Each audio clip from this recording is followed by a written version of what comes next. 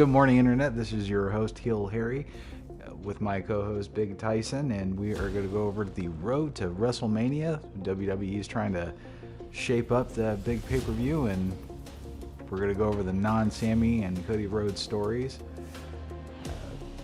Ronda Rousey is talking about the damage control and how they're underrepresented. Ariel Helwani and Tony Khan are continuing their feud, and hopefully the stuff we actually talk about are better than me introducing them. So let's just get right into it. Welcome to the show.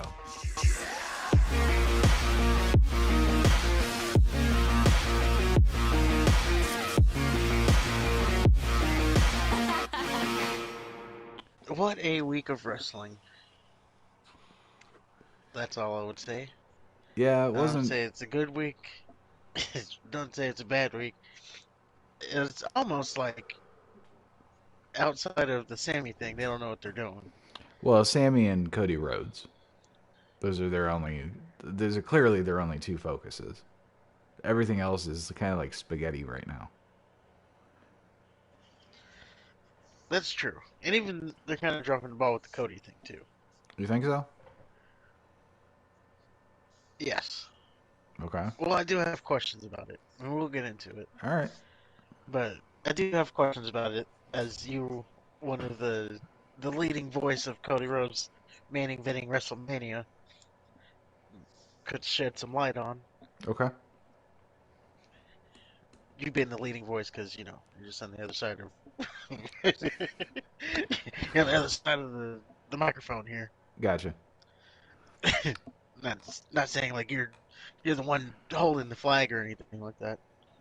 Well, yeah. Well, let's just jump into it. So, Monday Night Raw started with an Elimination Chamber recap, of course, and it just basically showed the ending of everything, with Sammy almost beating Roman, and then for some reason it took 4 guys for Roman, the Tribal Chief, to beat Sami Zayn. Then we start with a Sammy promo. He didn't have to sneak into Raw this week, though he did look like he rolled out of bed. And then he took for fucking ever to start talking. That whole milking the crowd shit just got really old real quick. Like he'd start to say something, and then he'd put his head down and shake, and then the crowd would cheer, and then they'd say some bullshit. And I'm just glad we're out of Canada for a while. I don't know. They're being emotional, is what you're saying. No, they're being annoying. He knows how to work a crowd. They're being they're being annoying, and they're hijacking the show, is what I'm saying. There's an old saying that you gotta let the people feel. You gotta feel what the people are doing and feed off of that. There's also an old saying that you need to get to the fucking point. They could have done that. They could have done all of that and still have the same emotion and take half the time that they took. You know who can get to the point? Cody, because he doesn't get those kind of reactions. The hell he doesn't. Baron Corbin can get to the point because he doesn't get those kind of reactions. Okay, I'll agree with you on that. So Sammy says he feels guilty for not beating Roman, but then he says the story is never over, but we're entering the final chapter, which kind of contradicts that real quick. And then he calls out Kevin Owens. Kevin Owens, of course, comes out. And Sammy looks at him and he says, man, things have gotten really messy, and we're really past the point of words at this point. And he says, separately, neither one of us could take down the bloodline, but I know together that we can. Kevin Owens says he doesn't need his gratitude. He doesn't need an apology. And he says, you know what? I didn't even save you, Sammy, for you. I did it for my family who had to watch me get assaulted while you stood and watched at Royal Rumble. I did it for your family so they didn't have to witness the same thing. I've been fighting the bloodline by myself, and you know what? That's kind of how I want to keep it. And he says to ask your buddy Jay if you need help fighting the bloodline, and then he runs out Yes, he did. To booze. to booze. And I like that they did do that. That there's some resistance. Kevin Owens even said, "I don't want any. I told you back at I forgot when he said it. In November, I told you I don't want anything to do with you, It was after and I War meant it. Games. Yeah, it's like, and I meant that when I said it. Yeah, So they're keeping that right. So the only problem is I don't know how we get, and even the same thing on SmackDown, but and we'll go over that as we get into it. mm. But we have, as they said multiple times on the show, 5 weeks until WrestleMania. So you're telling me we're gonna get from Sami Zayn and Kevin Owens never. We're gonna get from Kevin Owens not wanting anything to do with Sami Zayn to this tag team match in 5 weeks. And on the other side, we're gonna get Jey Uso, who doesn't want anything to do with the bloodline right now. In 5 weeks, we're gonna get from there to him being on the other side, wanting to take down Sammy and Kevin. Like, seems like that's not a lot of time for these fences to be mended. They love it that way. They love not having a lot of time or a lot of thought put in this stuff. Just just throw it at the wall and hope it works. Yeah, and I don't know how we get there though. Like, I was thinking, how are we even gonna turn this? Yeah, we. That was when I was thinking about it. I was like, maybe Kevin Owens is gonna have to get his ass beat, and then Sammy comes out for the save. Maybe that's like the redeeming factor. Like, something's gonna have to happen for Kevin Owens to forgive Sammy, Right. and it's not gonna be with words. It's gonna have to be with actions.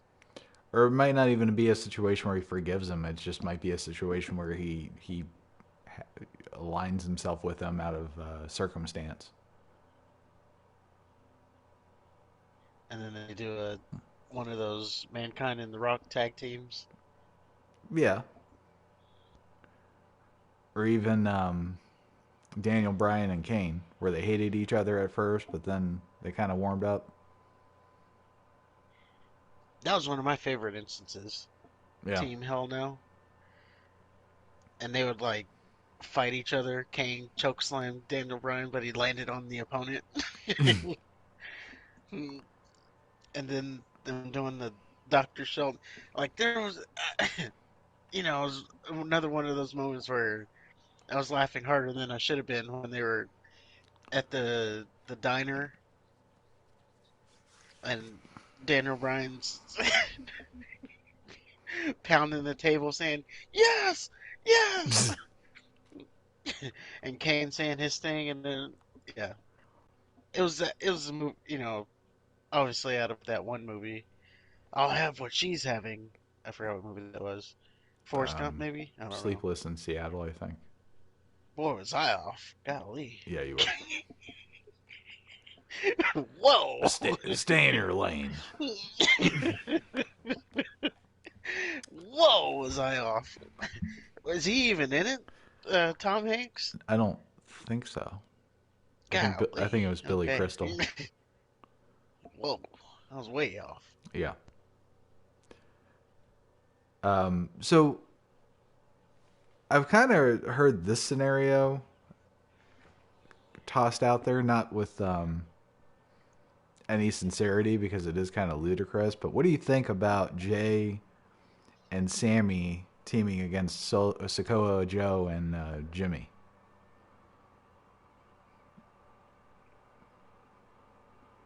Um, that could no, I don't think that could be like, the Usos. He's not gonna go against his brother. They're twins. Well, I I don't can think they see go that route. the brothers going against each other, and I can see all of it except for Sokoa Joe. He's like he's the only like puzzle piece that just doesn't work.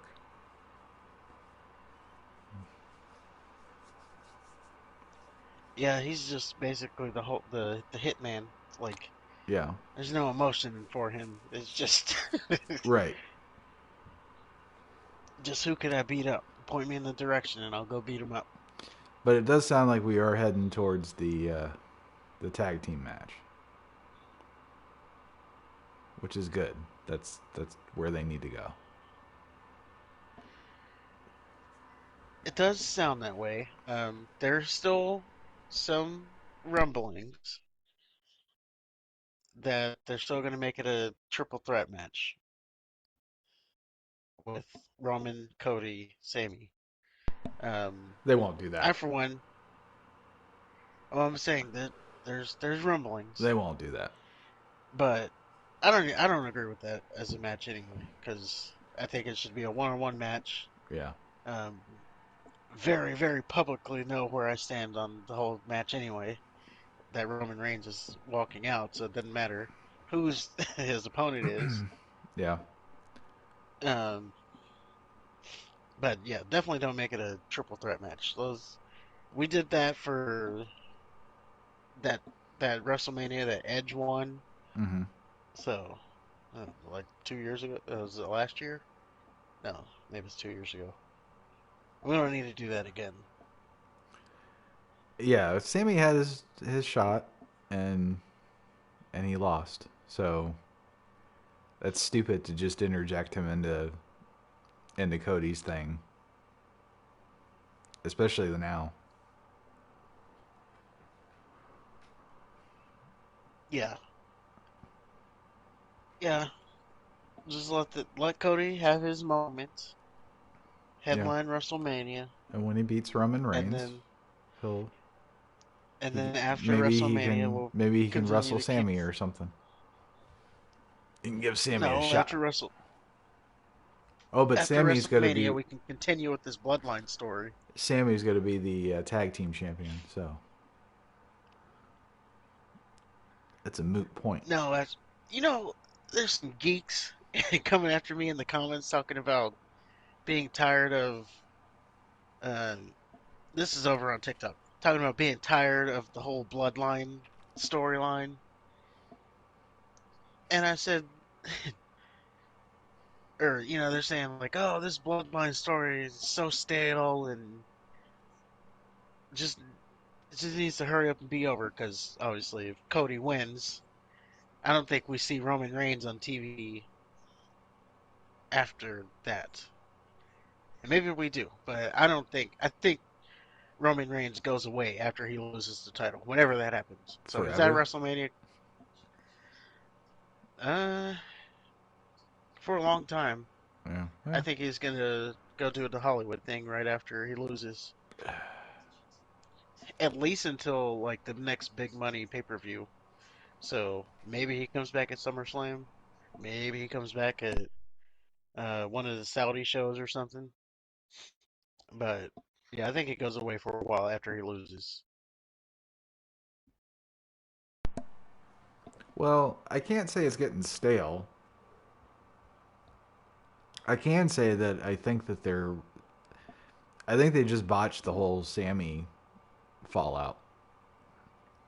I think Well, I think they rushed that, and the reason why I think they rushed it is because they had um, The Rock and Austin pull out of WrestleMania, so they had to kind of switch gears.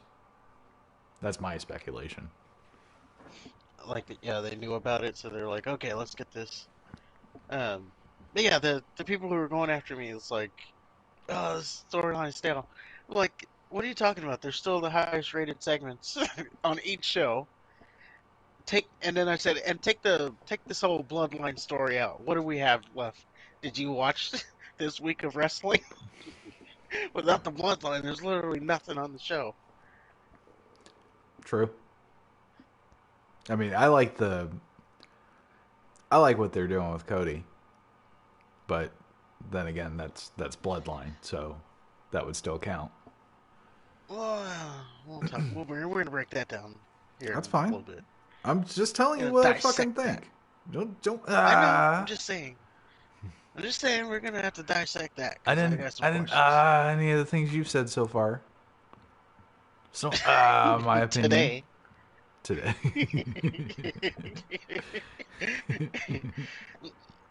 Give it time. We got a lot of show left. That's fair. So as Kevin Owens has left, he said that he's not gonna help Sami Zayn. Go call your buddy Jay. Sami Zayn's leaving the arena, and all out of nowhere, out comes Baron Corbin, hits Sami Zayn from behind,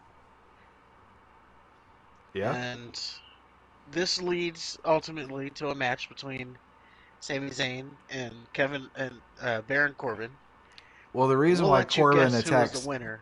the reason why Corbin attacked Sammy is because Sammy interrupted his interview last week. So that was nice. I appreciated the callback. I guess I didn't appreciate Corbin coming out and being being the one to do it, but I did like how they set that up. But yeah, obviously Sammy beat Corbin because it's Corbin. Yeah, it was a good callback to last week. But yeah, Corbin Corbin was in the match, so you can guess who won there. Yep. And then after that, I believe Ripley did an interview that I skipped. So I got you. So Rhea Ripley and she was with Dom, and they were being interviewed by Byron Saxton. Uh, Saxton asked them about Elimination Chamber, about losing to Beth Phoenix, and they pretty much said, "We're not talking about Elimination Chamber, we're talking about WrestleMania." Um, the one thing that I do want to bring up about Elimination Chamber, and this is Rhea Ripley saying this, is that Beth Phoenix called her the real deal. Then they went on to talk about that Rhea was going to go to SmackDown and confront Charlotte Flair. And remember that because it's going to come back on SmackDown. And Dom said, "Hey, I think my deadbeat dad has a match on Friday. I think I'll go with you." So they announced that they were going back to SmackDown or going to SmackDown. all right. After that, we get into Theory. He had a backstage promo, and he basically said he's going to beat Edge later. He didn't really say a whole lot. Well, he did. He didn't. Right. Yeah, he said that he's going to beat Edge. He did say that. The one thing to take away from what he said was that John Cena is coming back in 2 weeks. He said that. Oh, did he? Okay. So that kind of sets up the. Yeah, so he was talking about why are he was talking about the headlines from Elimination Chamber, and he says, why aren't uh, the headlines talking about the youngest, yada yada yada. He's like, why are the headlines talking about John Cena coming back here in 2 weeks? So that was Oh, kind of okay. his way of saying that John Cena is Right. coming back on the show. Um, hint, hint, it was him that said that, so that just means Right. we're probably going straight with that match. Um, I was thinking about it though. You know, it's a big deal for him to get the John Cena match. John Cena, his last couple matches have been against Roman Reigns, right? Right. And he only wrestles like once or twice a year. So Roman Reigns, and then I think Bray Wyatt was before then. So he doesn't just you know he's not coming back to wrestle Dolph Ziggler. Well, Theory So is the given, U.S. champ. well, I'm just saying, him being picked as John Cena's opponent, if it was either pitched to John Cena and he okayed it, or John Cena saying, "Hey, I think this is I want to face this guy." Like if John Cena picked him, either way, this is a big rub for him. Should go a long way in his career. It's almost like getting the Undertaker at WrestleMania. Almost. Yeah, I guess so. Although it's up to Theory to make the most of it because um, if I remember correctly, Bray Wyatt came out worse after his match with the Undertaker.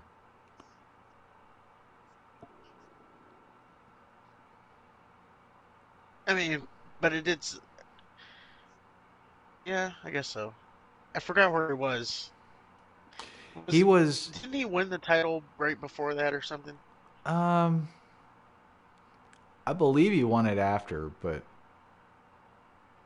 I, I'm pretty sure he won it after. Now I don't know. But I do know he was doing that Eater of World shit. Then he started doing the supernatural stuff. Like he was turning the lights on and off. He was talking a big game, and then he lost. It was very anticlimactic. It was kind of I can't remember if I think it was before the Lesnar match, wasn't it?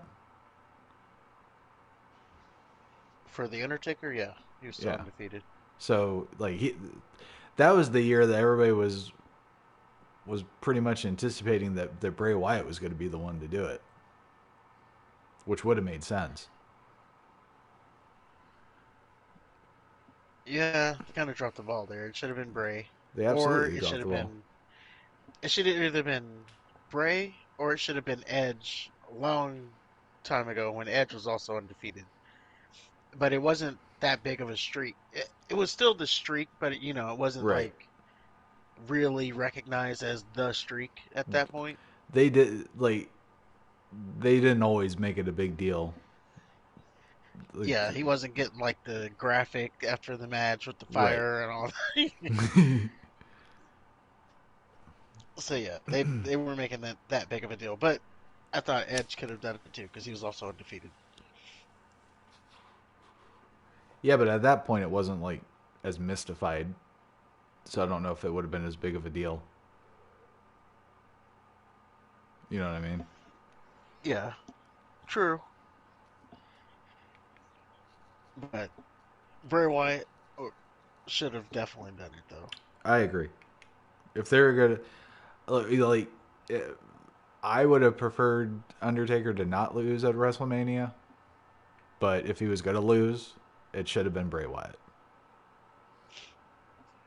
Yeah, and I think I said that before. That should have been like his thing Right. is to be undefeated at WrestleMania,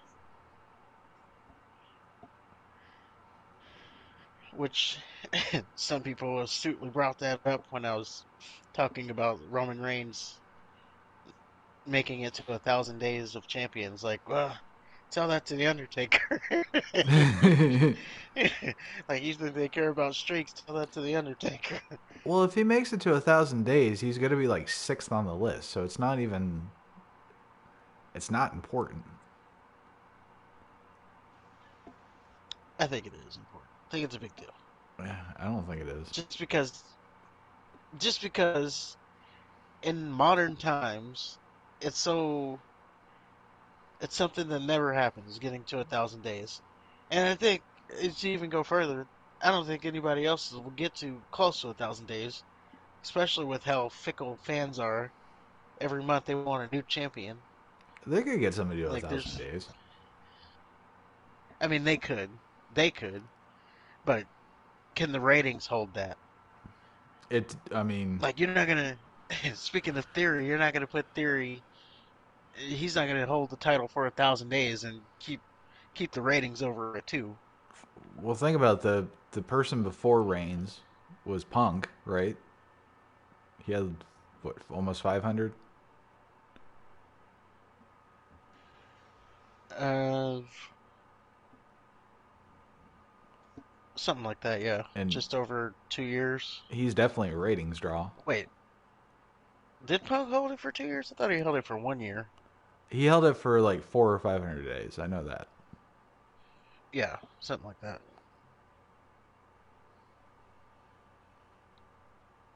But I don't know. And Just like you got San Martino who held it for 8 years. You got Hogan who held it for 4 years. Just 1,000 days just means nothing.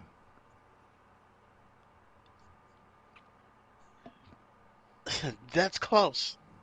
That's not Okay, close. let's say he goes. Let's say he holds it because there are. I told you there's a there's that thought process. Let's say he holds it until WrestleMania 40. Now he's up there with Hogan. WrestleMania 40. Yeah, next year. How long has he held the title? He's at 3 years now. So if he held it till next WrestleMania, that would be his fourth year. Okay, then. But then there's Bruno. Oh, I mean, he's not. Let's not get crazy here. That was you weren't booking week to week television at that point. You could hold the title for No, eight you were years. booking night to night events. I think. I don't know. I gotta go back to my WWE, whatever the fuck history.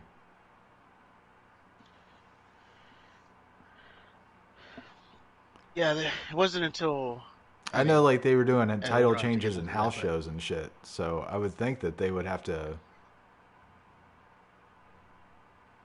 do that every night. well, they didn't really get the TV stuff popping off until Vince McMahon Jr. took over. When And it was still Vince McMahon Sr. it's also not impressive that he's at 1,000 days because he's fucking part time. It's He's a even more impressive. he's a bitch made champion. He only went part time at the end of his run, So he's still part time. and he's see what you don't understand is he's what's called a draw. You don't draws don't wrestle every night. Is he a draw? They don't show up every night. Can He you is a draw. can you go to somebody, just some random person and go, hey, do you know who Roman Reigns is? I think you could. I don't think so. Now, now, not as many. It's just different times of wrestling back then. No, they knew John Cena. As The John Cena, he's well, John recognizable. Cena's a movie star. He transcends wrestling, yes. No, he is a movie star now. Right, He's but Peacekeeper. everybody knows he's a wrestler. The guy's on the Everybody knows HBO he's a show. goddamn wrestler. Austin. Well, I don't think everybody knows Austin. Oh, bullshit. Everybody knows Stone Cold. I don't think everybody knows Austin. Everybody knows fucking Stone Cold Steve Austin. No. Don't do I that. don't think so. Don't do that. I don't think Don't so. say silly shit this week. Call me crazy. Let's have a let's let's have a silly free week. I bet you know, I'm not gonna do it. But if if I was not an introvert, I would go. I would make a video out of it, going up to people, holding both pictures of Roman Reigns, Stone Cold. Which one of these guys do you know? I would guarantee Just Stone like Cold. random people, not Yeah, even like wrestling fans. of course. That's what I'm talking about. Well, I mean, you wouldn't be able to know if they're wrestling fans or not, but just walk up to anybody. Yeah, because I'd be like at a football field. Ah.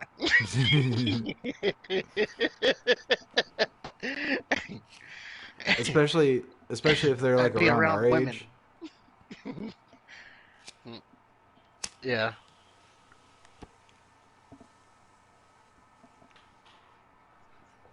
Yeah, I don't know. Roman Reigns ain't that I guess it little. depends on the demographic and yada yada yada. But I think even the after chicks would know who Stone Cold is. He was like, Roman oh, Reigns is about to go into movies, so they're gonna know him then. no, he's gonna be the guy that everybody confuses with the Aquaman. That's all he'll be. That might work. Until they realize he's not. People thought, mm,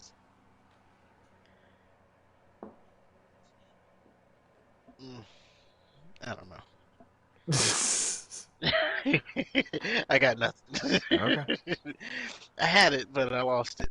There was some guy who, like everybody thought was the other guy, but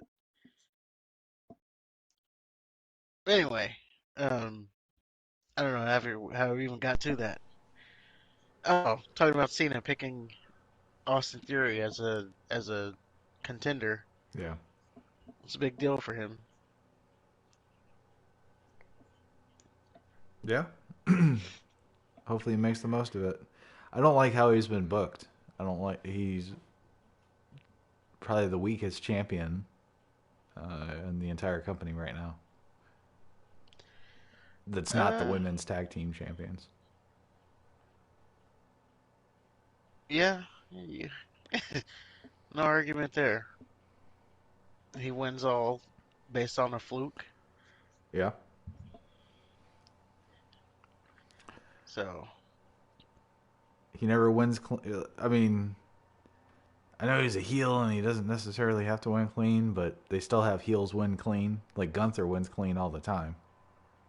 So they're not keeping with wrestling tradition there. They don't give a fuck about that. So it's like they got to give him reasons to win as opposed to just letting him win from skill.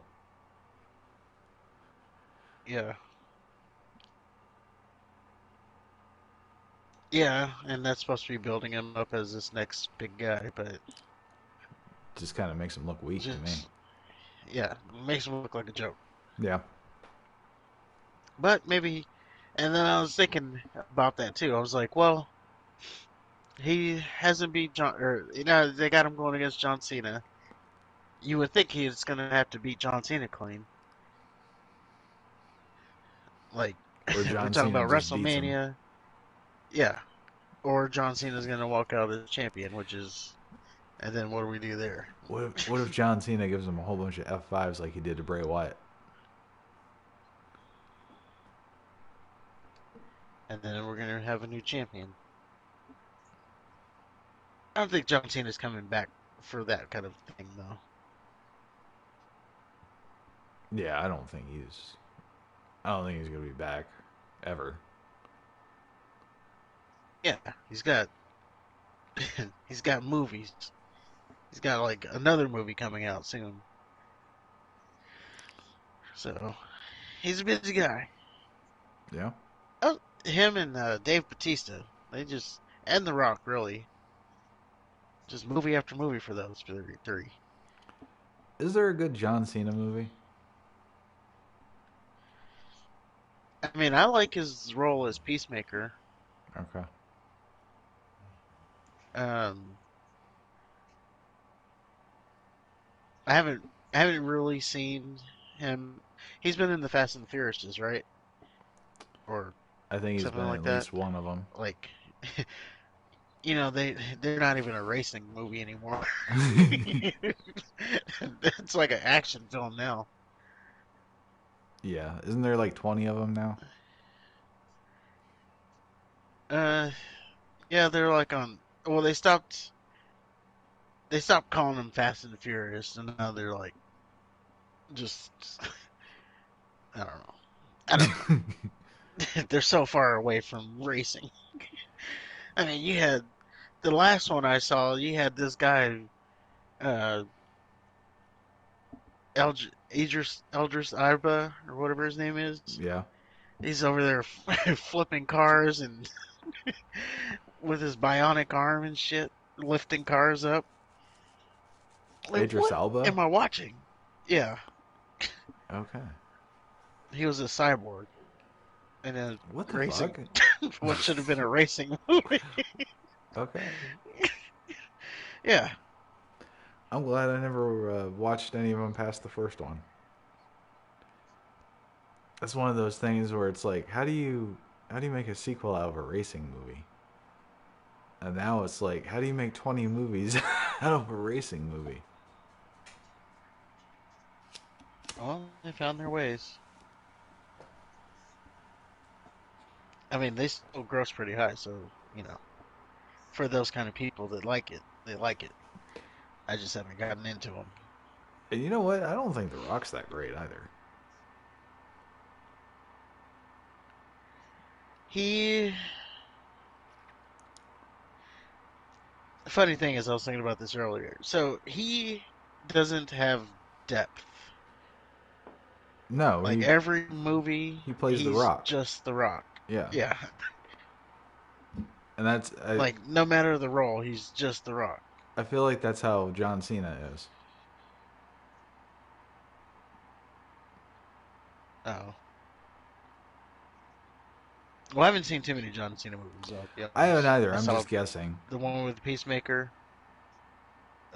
So Suicide Squad, I saw that. I saw the HBO series as him as Peacemaker, which I enjoyed. But was he John Cena? No, no, he is different.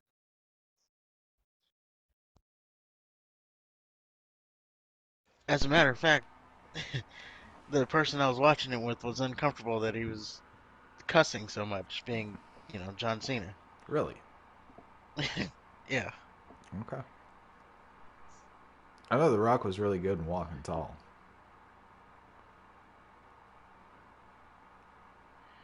Uh, never really saw that one. Was that the one with the 2x4? Yeah. Yeah, I barely remember that one. Oh, it was great. It's been a lot of movies. Yes.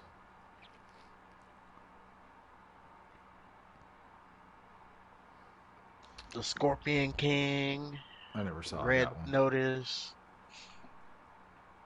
one. All the Fasts, Walking Tall might Black be the only Adam. Rock movie I've seen.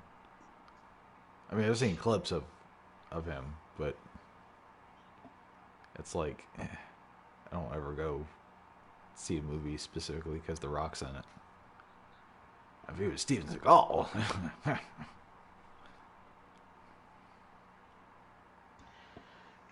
I don't. Yeah, I don't really like my movies right now. Is like I only watch like the horror stuff that comes out. yeah, So horror and comic movies. Those are like the only two things I go out of my way to watch. Anything else, it's like whatever. If it's on, I'll watch it, but I'm not gonna go out of my way to watch it. I I think I go out of my way to watch the new John Wick movie. Oh yeah, forgot about that one. It's got Donnie The Yen in final it. chapter. The final chapter of Jonathan Wick. How will he get himself out of this one? He'll just kill everybody.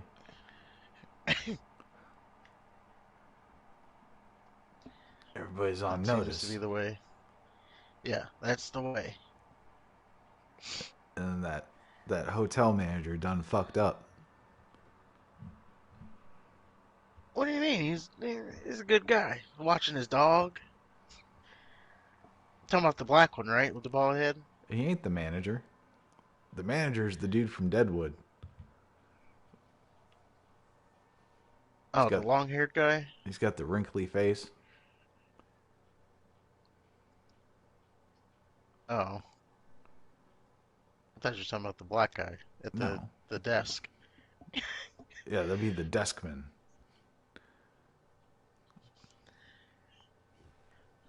I said Well, he manager. did tell him the rules are the rules. Like, what do you want from him? He told you don't kill in here, and you did it anyway. You left him no choice. Kind of like what Sammy did. he t- all you had to do was hit Kevin Owens with the chair, but you couldn't do it. Like you made that choice. Yeah, but then he recruited him to fight against the Order, and then threw Well, him that off was to of save a. his own ass. See, but he did him dirty, so he done fucked up. And then Lawrence Fishburne.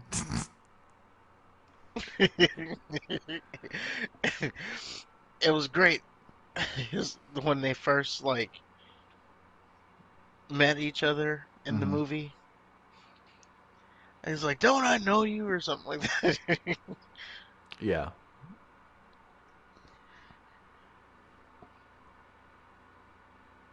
Yeah, Wow, the yeah. chemistry was great. I know we were so far off the rails. Let's get back on the rails with the Miz. Just, oh yeah. Let's Yeah. So, stop talking about John Wick and talk about the Miz because that's more important. yeah, that'll get us viewers. So Oh, yeah, Miz back. actually,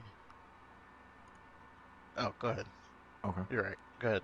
Miz backstage promo basically says he's facing Seth Rollins later. Maurice gives him a golden envelope. Maurice looks really bad, by the way. And If you mean by if bad you mean good, no, then I I mean agree. bad. Like her face looks like leather. Here you go again talking about faces. What are you so hung up on faces for? Well, that's the only thing that they showed. You're always caught up on faces. That's the only thing that they showed. You s- okay. If they're gonna put a close up on it, You never look at the face. if they're gonna Lesson put a to be close up on learned. it, Oh, um, so then he says he made Logan Paul the superstar he is.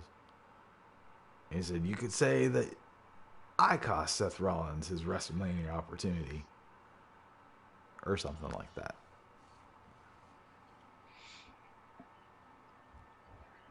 yeah. And it's the fucking Miz. I mean, what do you want me to say? Well, they're teasing that he has this golden envelope or ticket or something, and next week he's gonna do a big reveal. Oh They yeah, took yeah. another shot at Tony Khan when they said it, talking about he's a real journalist or something to that effect.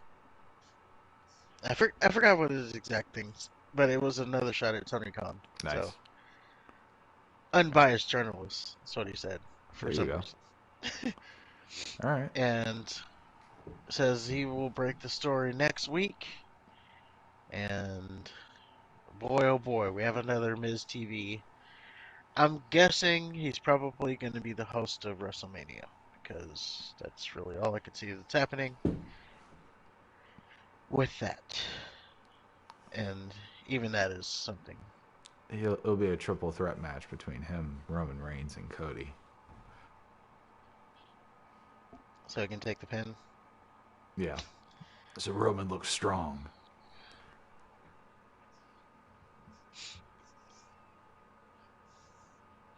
Um, Man, if they did that, like put the Miz in a main event match. there's no reason for that. That'd be worse than what they did with the Batista thing. Talk about heat. Yeah. All right. So after the Miz, we get Cody. He comes out with Pyro. Oh wait, we have Oh, did I another miss? segment. Okay. Uh,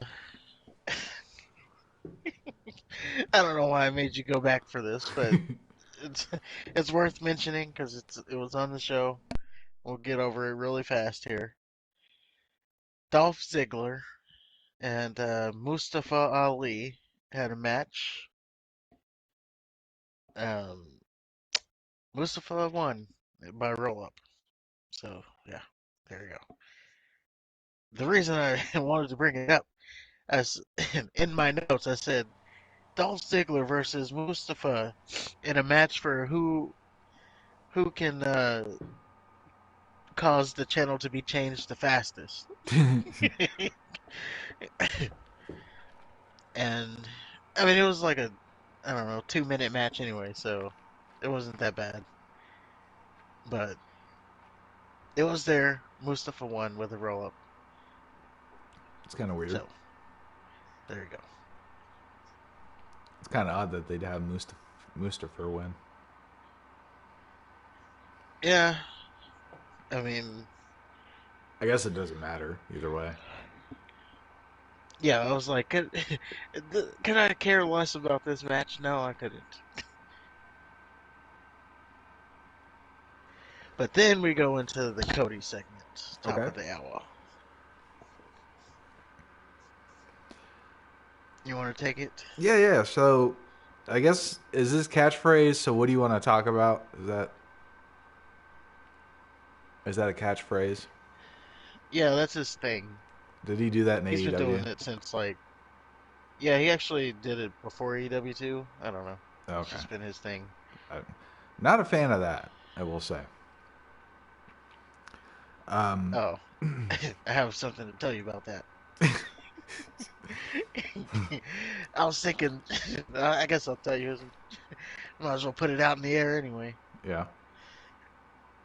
I was thinking we're gonna start or at least one. I'm gonna start a little like, I don't know, Sunday night show or something, and just title it.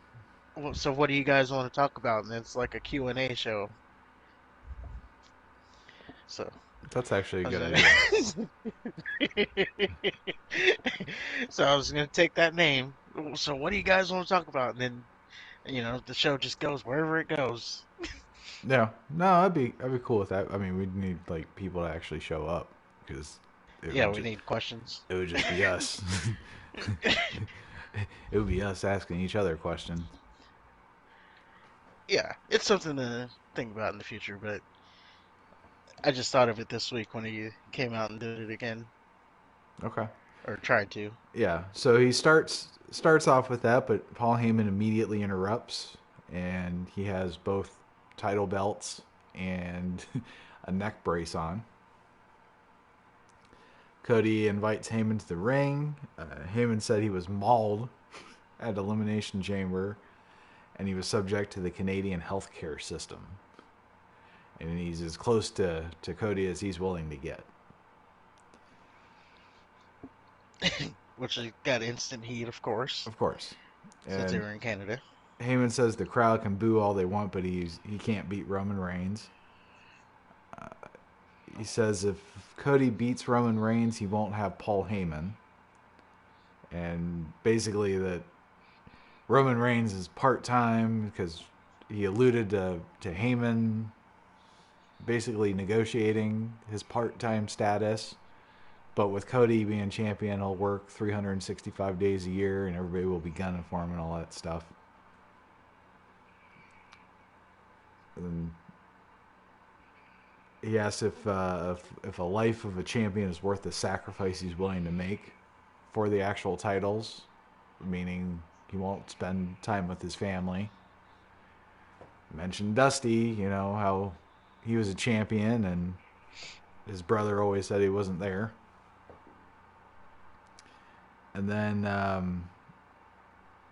he mentions keeping Cody's wife warm. Like, because oh, I'm not gonna say anything nasty like Roman's gonna keep your wife warm. I would never do that. Yeah, Roman's he's a happily, happily married yeah, man. but I will. Yeah, I was like, what? Yeah, that was just out of nowhere. So Cody addresses Roman. He says, "Don't send this man again," and he says he's going to finish his story and that they're going to be seeing each other real soon. So hit me with it. So, question here. So I do like this. I did like parts of this whole thing. Okay. Um, like the little touches from, of course, Paul Heyman. He came out. He had the neck brace on. He had like scruffle because he couldn't shave because, he was mauled by Kevin Owens.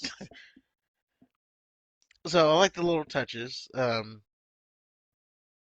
It was weird that he did this whole thing backstage. Well, no, no, I no. think it It's kind not of. weird because Kevin Owens beat the shit out of him at Elimination Chamber. He's not going to risk that again. Well, I'm saying he could have at least came to the ramp. Not if he's wearing a neck brace. Well, I don't know. I think he should have been out. And Nah, like because for us, it was okay. mm, But they kept showing like Cody looking at the screen, and then after Paul Heyman gave his part, Cody addressed the hard camera. He didn't look back up at the screen. well, Like he was addressing the hard cam. that's an issue with how he was blocked. But because think about it, the week before that, Sammy assaulted him. Uh-huh. So, I mean, it makes sense that he would stay in back, especially since things are getting a little heated between him and Cody.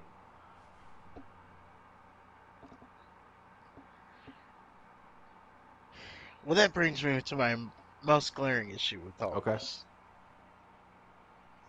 What you and it has to do with what you just said. Okay. Things are getting heated between him and Cody. Now, as I've said, we are 5 weeks out from WrestleMania. Right.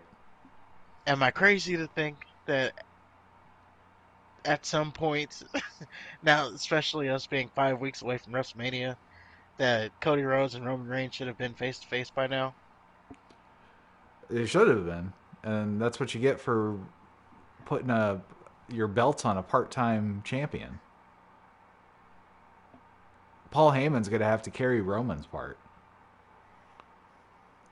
Well, Roman's been on SmackDown. Why didn't Cody show up on SmackDown? That's not Cody's fault. Cody showed up on SmackDown. He's the, no, he didn't. Cody has not been on SmackDown yet. Oh, he hasn't. I thought he No, has.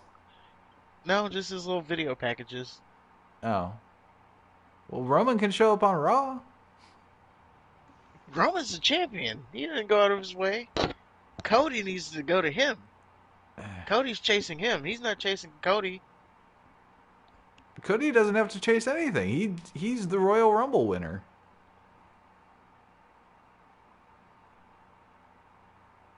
So you're saying the first time they should be face to face is at WrestleMania I'm when the not bell opposed to rings. that. And meanwhile, you It's kind have of like, and the only reason I say that is because it's kind of like the old boxing where you don't see the guys barely in the same room until like the day of the fight. well, that's kind of what we're getting here. Like you don't. I mean, nowadays since UFC's more wrestling than wrestling is now, um, they do a whole lot of interviews and shit talking sessions. But before that, it was like the weigh in, maybe an interview, but you really didn't see the fighters interact with each other until like the day of the fight.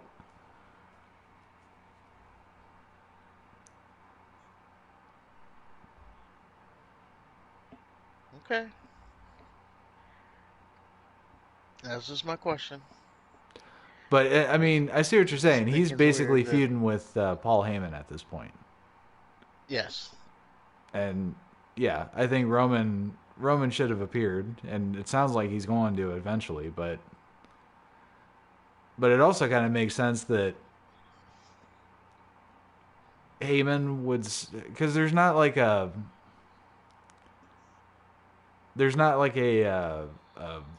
long term issue between Cody and Roman, right? So it kind of makes sense for them to ignite the flames on that program, that they would have the quote unquote wise man stoke the flames. and Roman not even addressing. Roman seems to be more worried about the bloodline than he is Cody. And that would make sense. Well, shouldn't he be worried about Cody? This is the threat to his title. He should be more You're about worried to about lose the Cody, title. You should be worried about that. but he's putting his family first. Mm.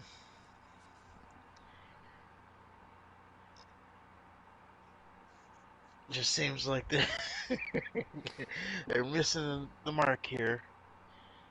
But Well, what mark are we'll they see. missing?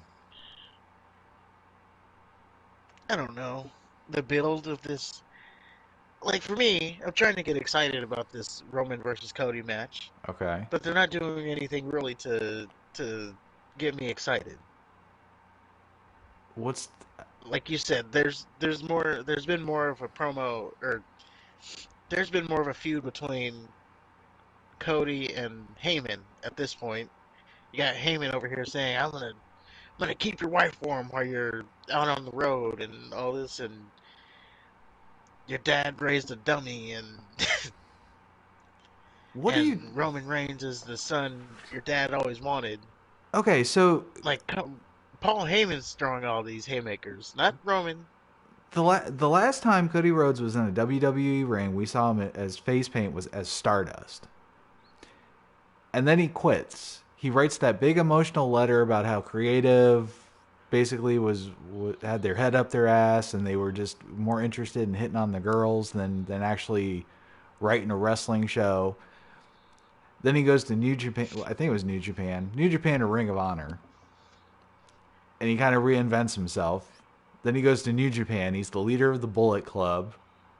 I think he won their world title.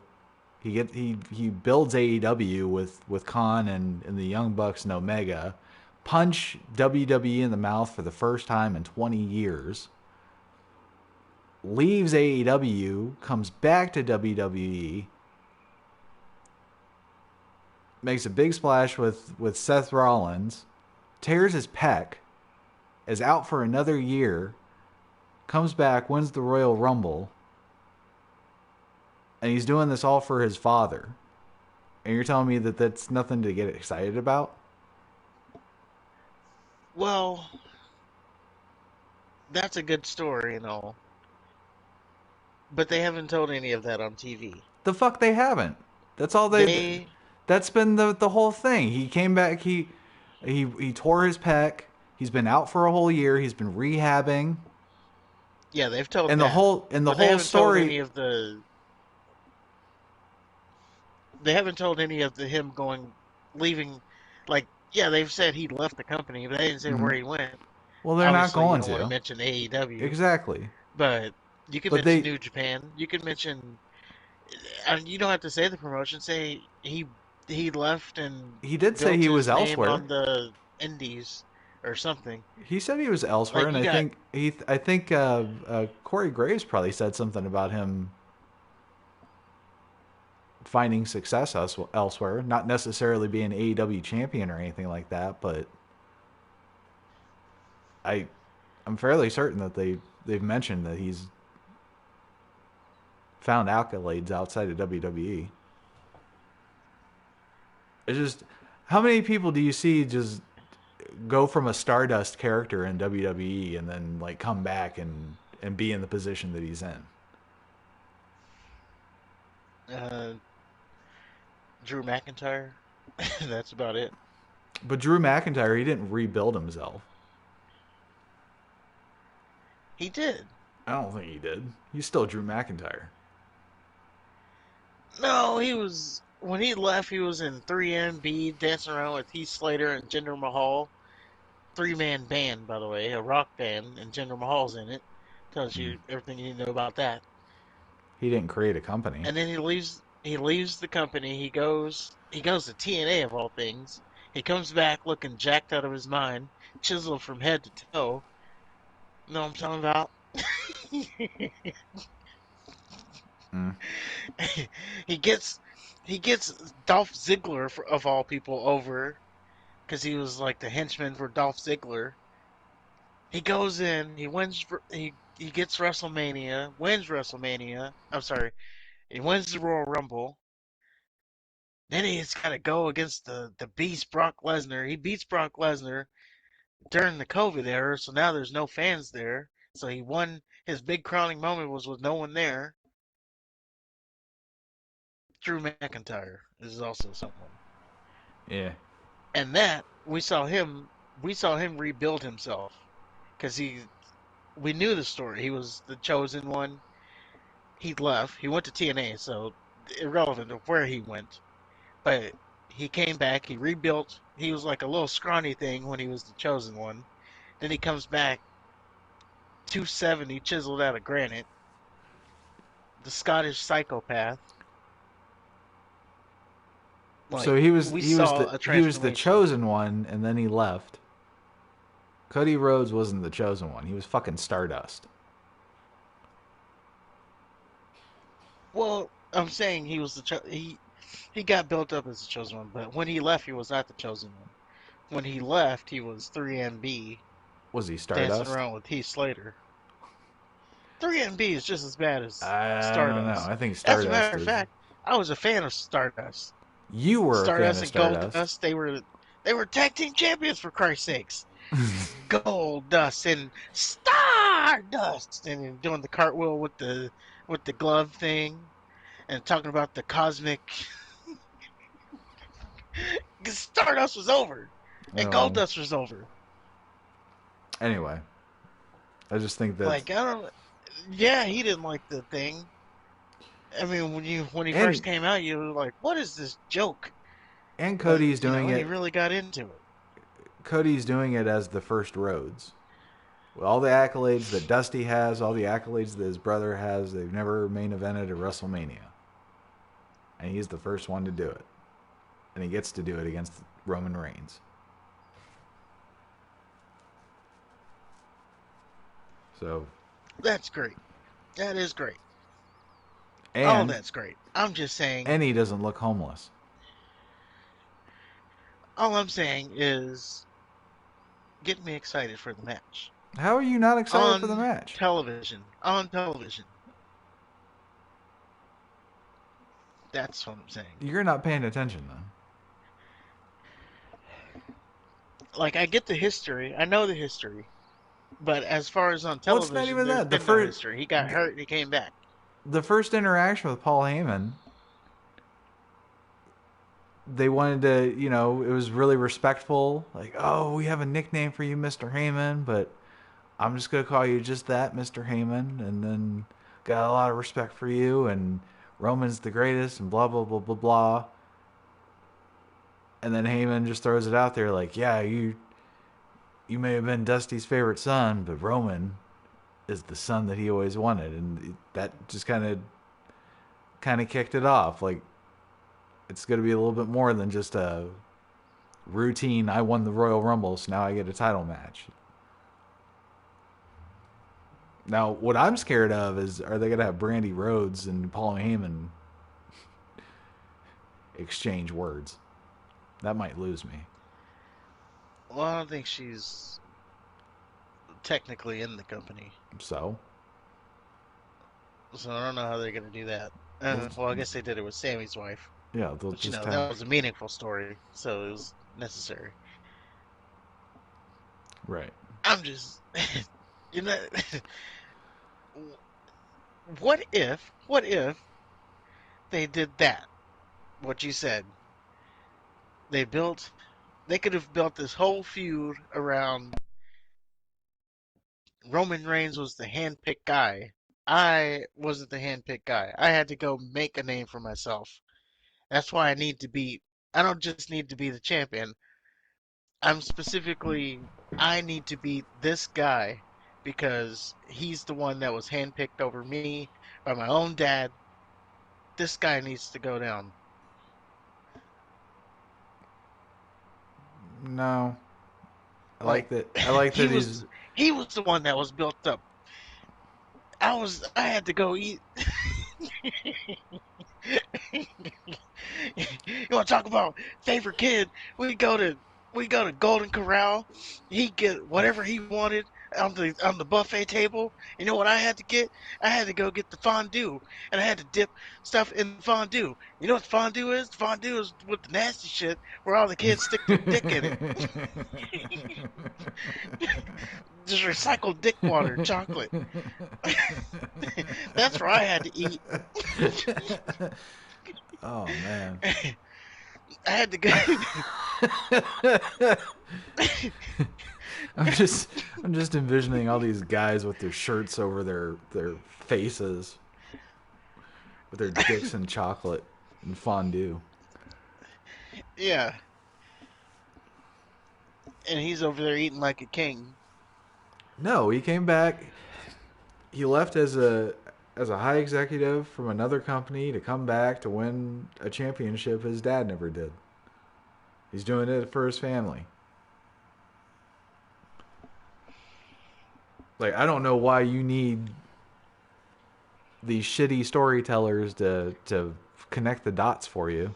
You can't just do it yourself. Because They're these are the same I already connected. these I've are the already same connected people the that have a dots. falling out between Sami Zayn and Roman Reigns because Roman Reigns picked Sami Zayn against Kevin Owens and fucking John Cena. And that's another thing. So that's it. See, you're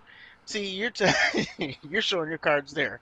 You How's don't like that? the bloodline story, so you would like the Cody Rhodes story because you don't like the bloodline story. If the bloodline is not good storytelling for you, then it shows your level of knowing storytelling. You know better than that. Because if they both sucked, I would tell you that they both fucking suck.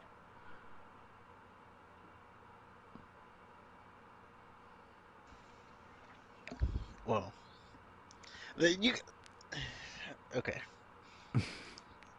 So don't Well, don't play that. I asked I asked the question, you answered it. That's why we're excited about Cody Rhodes. Okay. And well, actually, the question was, should him and Roman actually be face to face before WrestleMania? The bell rings. So I mean, I would rather it like I'd rather them wait until the night of WrestleMania than them do it like the SmackDown or Monday Night Raw before WrestleMania. That's the first time you see them face. You know what I mean? yeah, Like if you're gonna wait for it, then just wait for it.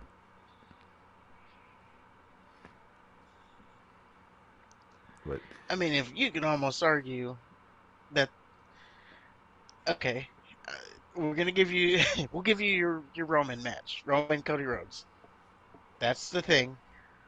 Usos, Jay, Usos versus Sammy and Kevin Owens. That's the tag team match. Okay, we're gonna hold serve on all that.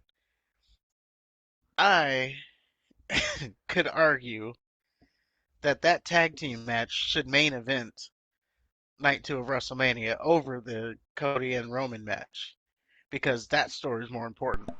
no, it's not. Stop it. It is No, it's because there's not. not really a story between Cody and Roman right now. It's just a match. So you think let's let's think about this logically here. The leader of the bloodline losing his both belts on WrestleMania would be a hell of a lot bigger than anything with Sammy. Because that's the end of the But bloodline. but but Sammy does. Sammy is just in the Sammy bloodline sucks. story. Sammy's fucking terrible. Stop fucking sticking up for Sammy. He's done. He's done. He's a tag team champion now. Tell the ratings that. Fuck the ratings. when you You know what else had when good ratings? You know what else had good ratings? Jersey Shore. I What was love your Jersey Shore. what was your Paulie favorite D, what was your favorite Jersey the Shore Sitch, episodes? Paulie D, the Sitch, Yeah, Jay yeah. Wow, Right. Ron. You know Ron and Sammy. You never knew if they were gonna end up together, and they didn't, which is sad news. But you know, you always rooted for them. And then Jay Wow, she and that dude who was a weirdo. And then you got the situation, six pack abs, head to toe chiseled, looking good. Woo, gym tan laundry. Well, And what about Sami Zayn will always be the Macho Man Oh, I to can the still Hulk go on with Hogan. Jersey Shore. You walked into the wrong walked into the wrong conversation there. Yeah, what was your favorite Jersey Shore episode? Um I don't know the number, but there was one in this first season. You know, the there's this chick, Nicole. She left like the first episode, and then the show got popular, and then she tried to come back, and you had Snooki and JWoww. They wouldn't accept her. They were like, "No, no, no, you can't come back because you tried to leave, and you were talking all this shit. All you have to do is admit that you were talking shit, and then we'll bring you in." That was my favorite episode. And Is then that in your that, favorite episode, or is that just an episode you happen to remember? no, in that episode, you had Ronnie getting in a fight with a dude, just some random guy on the Jersey Shore, thought he could step to Ronnie, and then he got his ass knocked out. And then and then you had Ronnie, who was dressed up like Mario, talking about one hit, bro, one hit. Oh, is that the one where You the serious, bro? wasn't his girlfriend slapping Ronnie in the face, and he kept saying, "Check your girl." That was a different fight. Oh, They had a lot of fights on that show. okay. So, anyway, well, that concludes the main story on Raw. Oh no, we're not done. Oh, we're not done. Go ahead.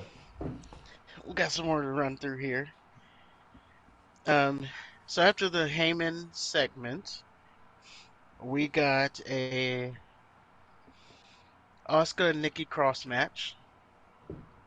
Yeah, that's Um, where I was going. I don't know why you interrupted me with oh, I thought you that. said that was the end of Raw. No, that was the end of the main story. Okay, okay, go ahead. No. Go ahead. You chop my dick off. Might as well run with it. Well, we had Asuka versus Nikki Cross. Um, really, it was in a nothing match, just to get Asuka on the show that she's still dominant.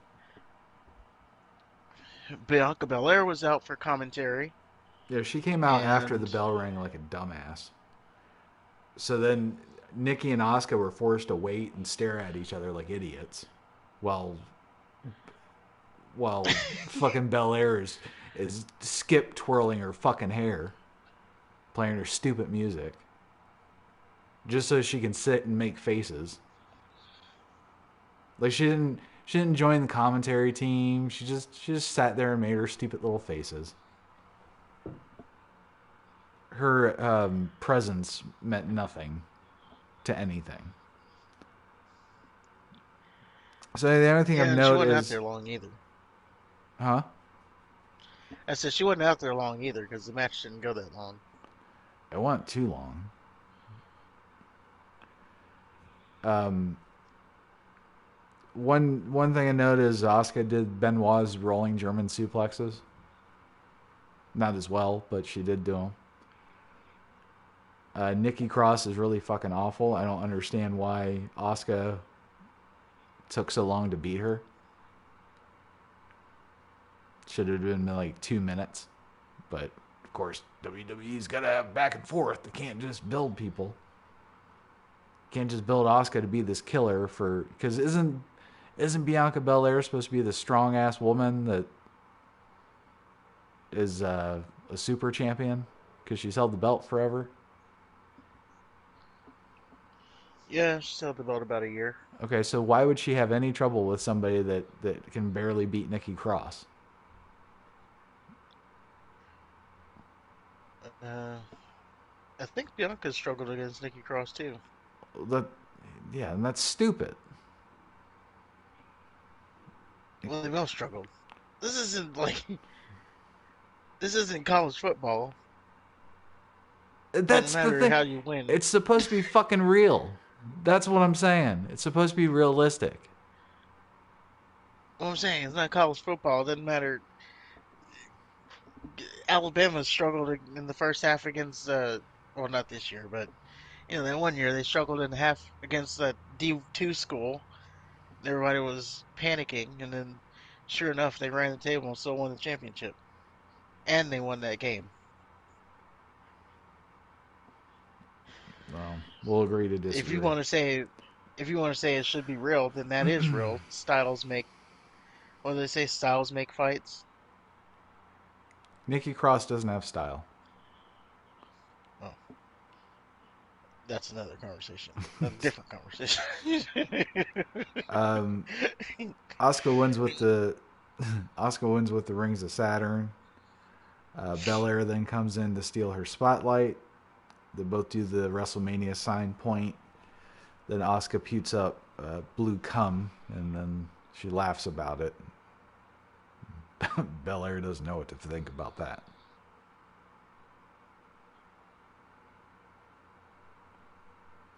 After that, we get And oh, go ahead. after that we get Seth backstage. Seth says Logan Paul ruined his WrestleMania plans, and it was really confusing because all he did was cost him the U.S. title. Like I don't know, I don't know what plans you can really have with that, but say lovey. Well, that was his road to WrestleMania was being United States champion. That's sad because Because they're he could have just waited till like next Raw and Austin Theory. Austin Theory didn't he defend it against Edge? yeah, that same night. Yeah. So I mean, he could have squeezed his way into that. He could wait till next week. It's the U.S. title. Well, you don't get it. I don't. No, he's saying that was his way to WrestleMania was being champion. But if he if he took Edge's place tonight or this evening on this Raw, and he won the U.S. title, it would have been the same as if he won the Elimination Chamber. But he didn't. We could have. How? Edge had already accepted. He could. Then he'll do it next week. There's got to be an open challenge. No, you just go to. You know how it works. He just goes to Adam Theory, Pierce. Hey, Adam, I'm going to do it. theory. Oh, it's laid out an open challenge, and Edge accepted. That's how we got to the match. Okay, so then when he does an open challenge again, Seth Rollins can accept it. Okay, but you don't know if he's gonna do one. If he does So them that's why you consistently, say, he does them consistently enough to where you could just say, you know what, I'm going to wait until he does an open challenge, and then I'm going to challenge for it, and then I'll get my WrestleMania moment.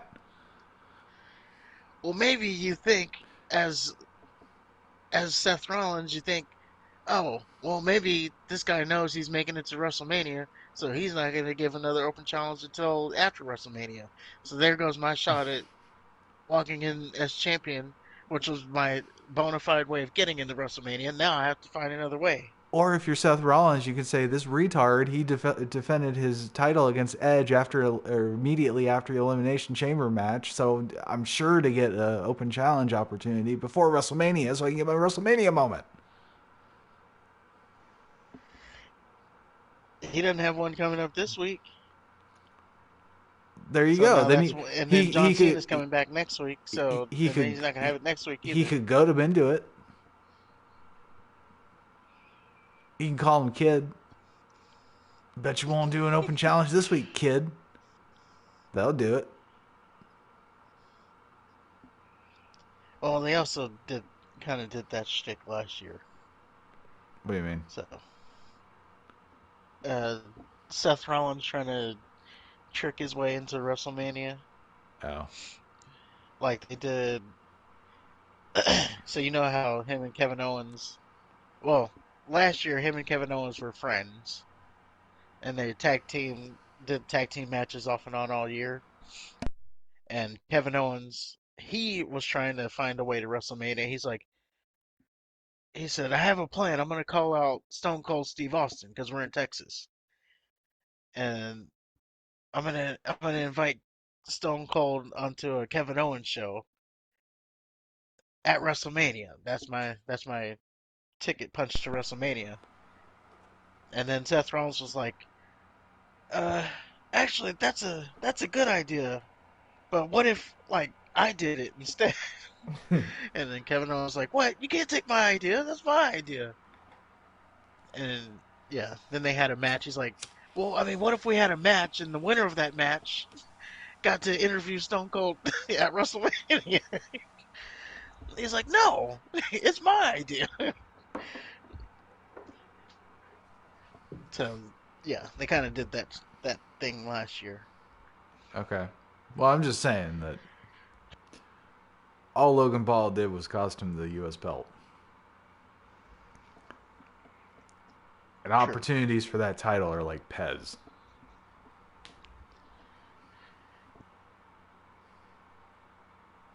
true.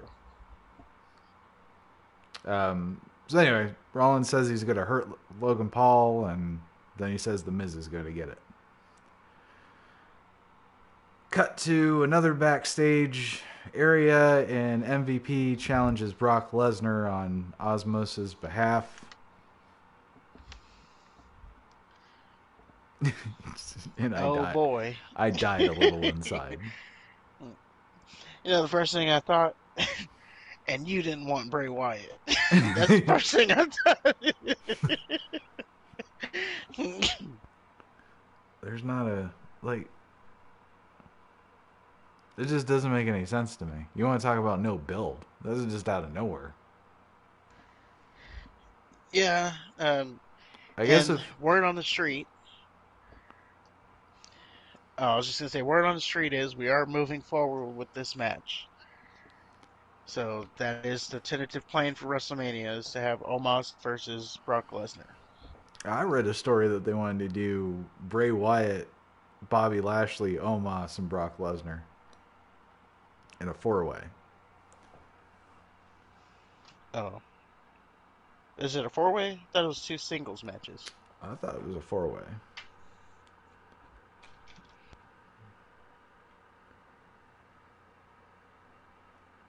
Yeah, I thought it was two singles, but Oh, maybe I misread it.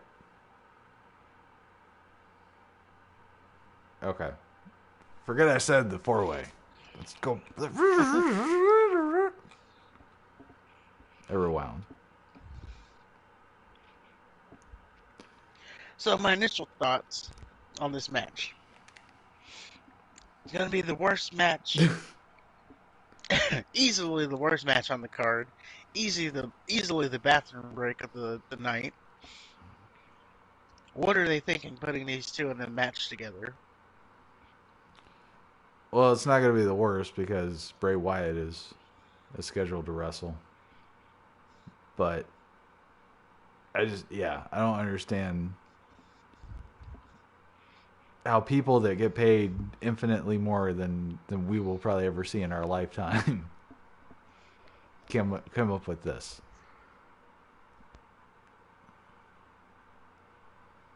Well, Like I Brock was initially Lesnar's thinking that. an athlete. Osmos isn't. Well, I was initially thinking it was going to be like a train wreck, bad match. Yeah. Then I got to thinking about it. What are we getting here? What what has Brock Lesnar matches turned into lately? Power moves and F5s and suplexes. So it might be actually kind of interesting to see him F5 Omos, see him Suplex City Omos. And maybe it's because I was watching too much. Maybe it's because I was watching too much old school wrestling. But one of the biggest matches many years ago, WrestleMania 3 to be exact, was this little match between this up and coming guy, Hulk Hogan, and his opponent was a giant of a man named Andre the Giant. And The reason that was so intriguing, other than because it's Hulkamania, is because Hulk Hogan was like 6'7" and he was a big guy, Mm-hmm. and Andre the Giant's 7'2" or whatever he was, and he was a big guy. So this is like big meat coming together, and that's what you're getting in this match. Omos is big in height. Brock Lesnar's big in size. So I'm actually kind of excited for it. Well, I wouldn't say excited. I wouldn't go that far. I'm intrigued. I'm not. It's gonna be one of those. I just hope it's less than 5 minutes.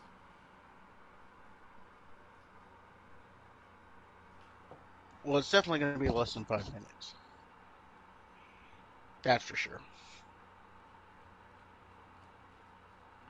I don't know. Maybe Bobby Lashley interferes and costs Lesnar the match or something.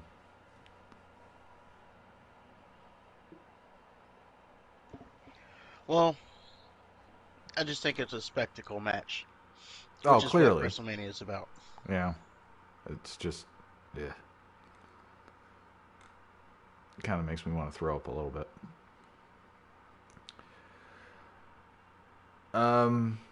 So then we get Miz versus Rollins.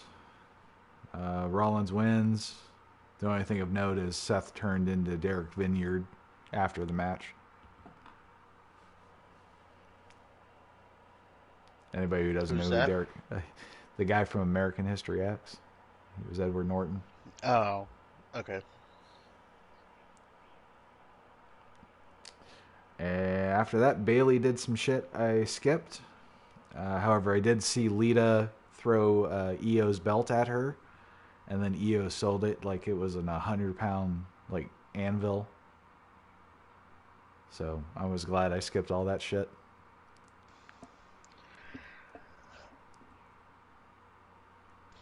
I got you. So, we had a ding dong hello segment, Bailey and Damage Control. They're in the ring talking about how Damage Control is the most dominant champions, yada yada yada. Out comes. Wait, we missed a match. Anyway, let me finish this one and then we'll go back. What match did we miss? Bronson Reed versus Chad Gable. Oh, we didn't miss it. But guess who won? And guess how he won? Chad Gable with an ankle lock. And Bronson Reed with a tsunami. There you go. See, we went over the match.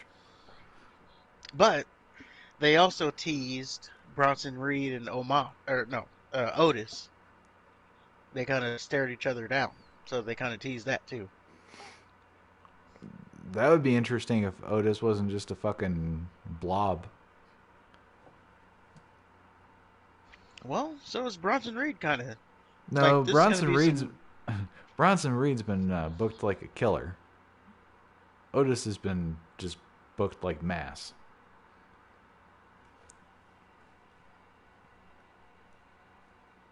He's Well, been a it's going to be joke. some meat slapping. I can tell you that. There's some meat coming into this match. All right, so ding dong, hello.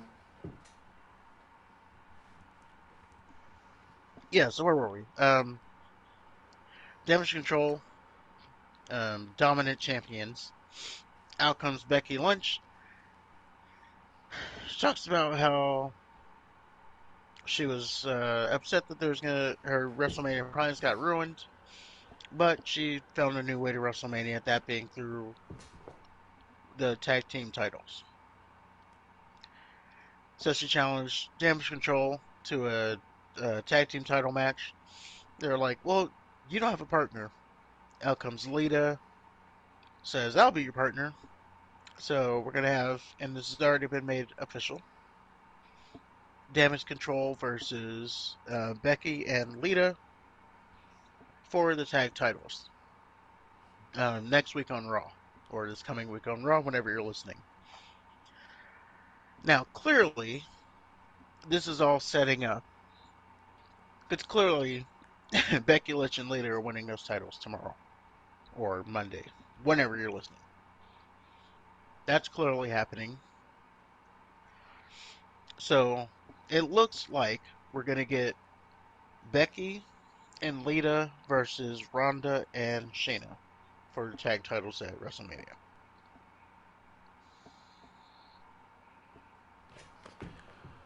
I hope you're wrong. Where else do you see it happening going? I don't. I mean, obviously, the Ronda and Baszler is going to be the opponent on at WrestleMania. I just I just think it's a crime that they would hold the belts for so long and then only to lose it on Raw to fucking Lita and Becky Lynch.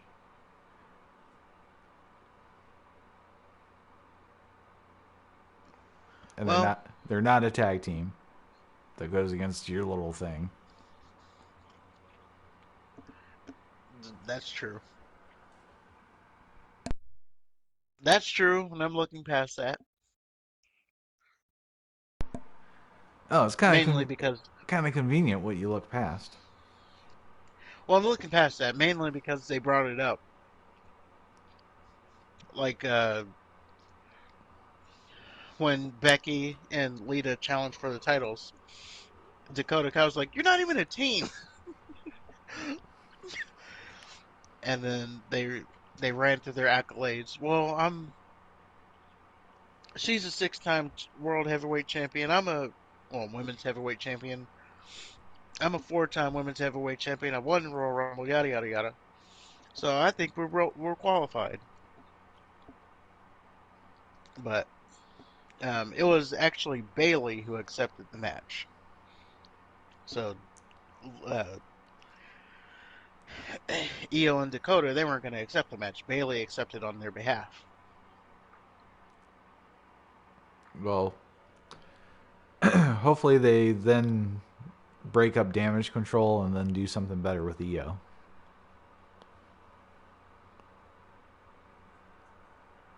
Well, I think Asuka's about to need some opponents when she wins the title. Maybe they can start a program with them too. Oh man. I would just if I could, I would just like dust off some old Shaw Brothers movies and just steal some storylines from them and just like fucking go to town with EO and Asuka. Have like a little Yakuza. The Tekken guy? No, like the Japanese mafia. Oh, well, he's in Tekken too. Yakuza. You could basically like do NWO, but with like instead of 90s grunge gang, just have it be like Yakuza. They infiltrate the WWE. I don't know. You can have some fun with it. Yeah.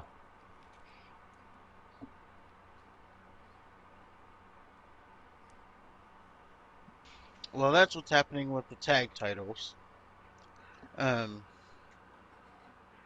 it's funny that I said that that's where we might be going because I know there was something with Ronda Rousey um, mentioning the tag titles recently.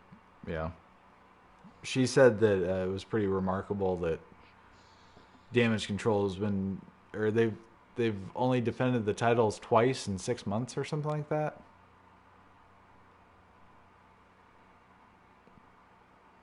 So yeah, Well, they have been hurt,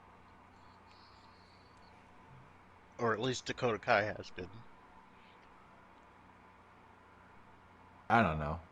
I think they've been really underutilized.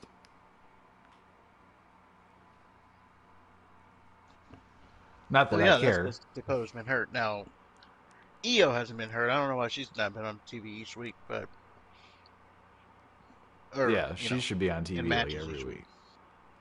You're gonna get fucking Candice LeRae TV time. You can make time for Io Sky. Or fucking Meechin. Or goddamn Liv Morgan. Yeah, I'm okay with Liv Morgan being on TV. If it's Not on for her mute. wrestling. Yeah. Anyway. Yeah, not for her wrestling at all. But that is your Raw review. Almost. No, we're not done. Golly, how long is this damn show? We get Edge versus Theory. Edge did a corny promo backstage, basically like, "Oh, this my first match was here, and never say never. I could win the U.S. title." It was an okay match. It was Edge, you know. I don't know if I've ever seen him have a bad match, except for when he's doing the intergender stuff. Balor costs Edge the title, and then he hits Edge with 3 coup de grace, which would have been impressive if we didn't see Rollins do the same thing with a curb stomp. And yeah, it was a very brutal Raw this week, and it was long. It was, but we are teasing um, Edge versus Finn Balor at WrestleMania, so there's that. Yay. So if you want build, what little build we have, there you go. That's true. All right, so then we move on to SmackDown, and it opens up with the exact same Elimination Chamber package as Raw did. And then it recapped Raw, where Sammy asked Kevin Owens for help, and Kevin Owens said, "Go fuck yourself." And then we cut to Jimmy entering the God damn it. Then we cut to Jimmy entering the building. Lady asks him about the status of Jay, and he says he's tried calling and texting and whatever, and just told him that he's here for him, and whatever he wants to say, he's going to have an opportunity to say tonight in the middle of the ring. After that, we get Braun Strowman, Madcap Moss, Ricochet versus Imperium. In a nothing match. There was nothing remarkable about this match. And then, at some point, Drew McIntyre came out for absolutely no reason. Gunther wins via powerbomb to Madcap Moss. McIntyre makes like he's going to take off his jacket. Then the Viking Raiders, apparently they want to lose again, attack McIntyre. They want to get their ass beat again. Yeah. They attack McIntyre, and then, of course, Sheamus comes out, and then Ricochet and Strowman and Madcap Moss kind of even the odds for Sheamus and McIntyre, and then McIntyre knocked the Raiders over the barricade. I don't know what the fuck any of that was. It was biggest waste of Gunther, I'll tell you that. Well, again, it was a nothing match. McIntyre being out there, almost, because it's been going around that Gunther is going to defend the Intercontinental title against Sheamus and Drew McIntyre at WrestleMania. So I guess when McIntyre came out there, I thought that's where they're kind of going, to at least set up that first part of it. But then, yeah, the Viking Raiders came out and interrupted that, so that has to be on pause another week, which means now they have to take care. Now we're down to so at week 5 we didn't do it. He has to go and beat the Viking Raiders ass again. That's week 4. So now he's gonna have to do it again. Go back to the stare down thing at week 3 until WrestleMania. So now we only have 3 weeks to build this match. It's just awful. And why the fuck? Why the fuck would you have Brock Lesnar versus Omos instead of Gunther versus Brock Lesnar?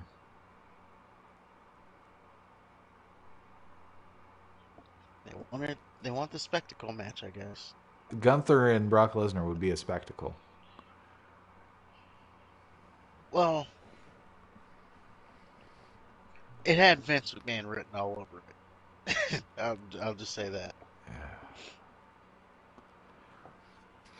All right, so after that abortion of a match, Rey Mysterio did an interview. He said he's going to beat Cross. Then Escobar comes out to speak some Spanish with Rey. Then Dominique and Ripley come out, and I promptly hit the skip button. Um, there was just a back and forth. Dominic, so Santos Escobar was kissing up, if you will say, to Rey Mysterio, and Dominic said, "When are you gonna stop sucking up to him?" Saying that to Santos Escobar. So we're kind of building towards like a feud between Santos and Dom over Rey, which is kind of funny. Um, but yeah, that was pretty much it. Yeah. Then we get Jimmy and Sokoa Joe backstage. Heyman is watching them creepily in the background. Jimmy says shit's off the rails after Royal Rumble. Uh, things are different after things feel different after Montreal as far as his relationship with Jay. Like a couple weeks prior to Montreal, they defended their titles, and he knew like deep down in his heart that Jay would be there to have his back. But now he doesn't know where Jay's head is. Heyman tells Jimmy to handle Jay personally. Said, let Sokoa Joe stay back here with me, and you handle this personally.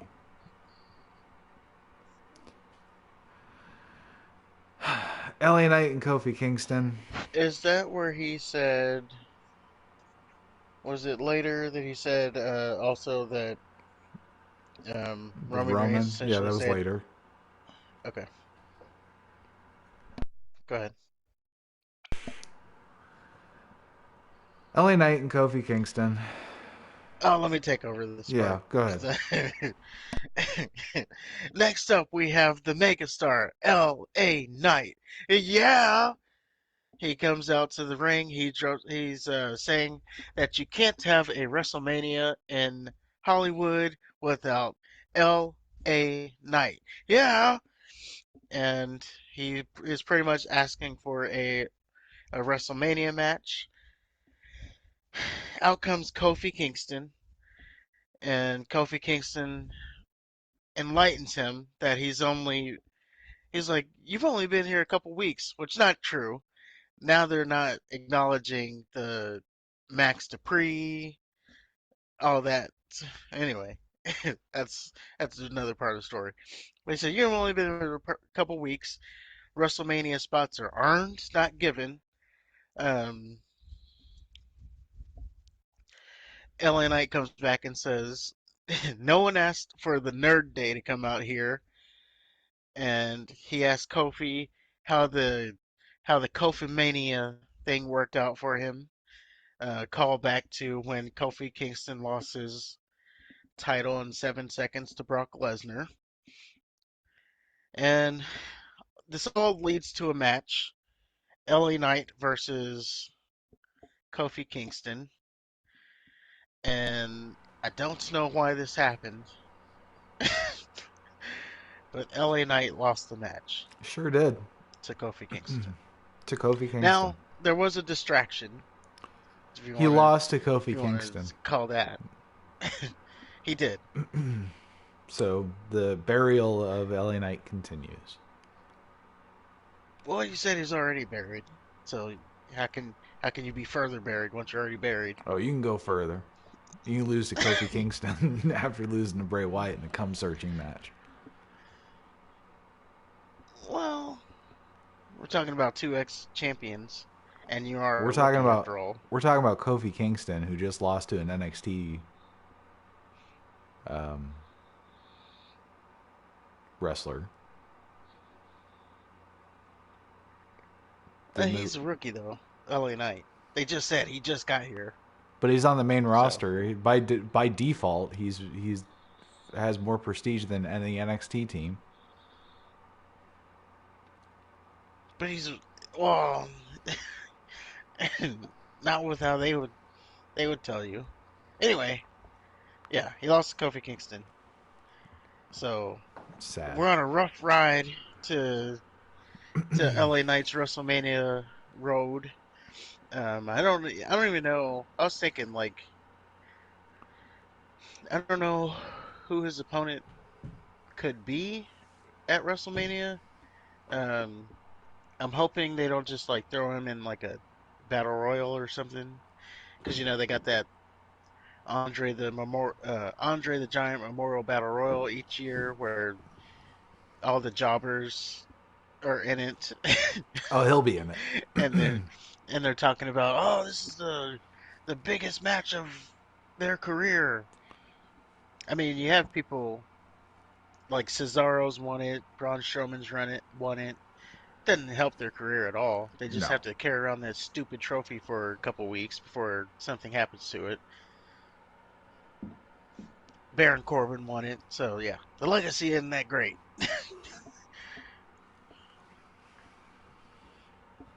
All right. After that, Charlotte did something that I skipped. Let me come back in for you. Charlotte Flair, she's out to the ring. She calls out Rhea Ripley. And Rhea Ripley, she doesn't come out at first. Actually, she doesn't come out at all, really. But Charlotte Flair's in the ring. She's calling out Rhea Ripley. And out comes Dom instead, Dominic Mysterio. And he walks to the ring. He starts hitting on Charlotte Flair. He says, um, well, he's talking about the legacy of both their dads and how both of them have surpassed their dad, and the fans don't like it. Charlotte Flair says, oh, and he calls Charlotte Flair mommy or Mamacita, one of them. Yeah, she. This is important because it's a part of the thing. So he calls Charlotte Flair Mamacita and says she looks good when she smiles. She should do it more. So he's hitting on Charlotte Flair. Charlotte Flair says, I have a real Latin man at home that calls me Mamacita, and he has a much, and then she looks at his penis and says, thicker accent than you. So she's talking about Andrade, and yeah, so we're basically building this feud off penis thickness. Gotta love them small dick jokes. Yeah, like why are you putting over Andrade's penis? He's not even in the company. And so after the penis joke, um, Rhea Ripley is still not out there, by the way. Charlotte Flair says, "Well, if she's not out there," and then she drops her stuff like she's about to beat up Dominic. Oh God. Now out comes Rhea Ripley. She doesn't get on the mic. She goes out there. They get face to face, and Charlotte Flair holds up the title and says, "I'll see you at WrestleMania." So no verbal exchange really on the mic between the two. Yet there are there are reports. That's why this needs to be brought up and talked about. So there are reports that those two, Charlotte and Rhea, will be the main event of night one of WrestleMania. Now, you want to say, oh, yeah, that's right, because they have the best feud. They have the hottest feud in wrestling right now. probably why they're the main event. What? And well, I'm saying that's what you probably want to say or want to think. But according to the reports, it's basically for equality. Like that's the exact verbiage for equality. So Oh, oh, basically, put the women in the main event just because they're women, just cause. which is not Oh, okay. equality. That's actually the opposite of equality. And number two, there's no way. And again, if we're getting the Sami Zayn, Kevin Owens, Uso thing, there's no way that's not the main event of night one. Seeing as it's been the biggest story for the last 3 years, the Bloodline as a whole. So there's no way that can't be the main event. Oh no, that'll be second to last. To Rhea Ripley and Charlotte. I'm going to even go as far as to say, Yeah. of the two title matches, Rhea Ripley and the Bianca Belair title match, I would even go as far as to say the Bianca Belair Asuka match is more important. And like if you're gonna have one of the other main event, you would go with that one over the Rhea Ripley Charlotte Flair match. Why is it more important? There's been more of a build to it, Are you kidding me? and you just said They've Bianca been Belair. they've been doing nothing but suck Ripley's dick about how she's won. And they've done the packages and how is that not I don't understand what you mean how there's more of a build for the Asuka match. Well, All between the two. all Asuka and Belair did was point at the sign and then Asuka puked up some blue cum.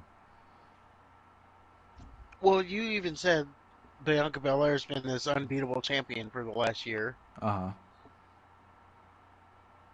which makes it more important than Charlotte Flair, who just became champion a couple months ago, or maybe like a month ago. Yeah, but I don't know Charlotte when she got Flair the is supposed to be championship. like the best, isn't she? And then Ripley's supposed to be the eradicator.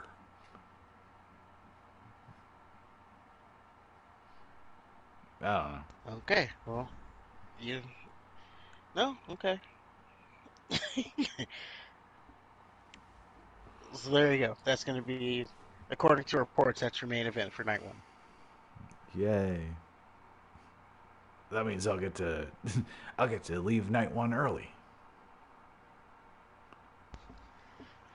Sure, Because I ain't and watching not that give shit. it to the to deserving people.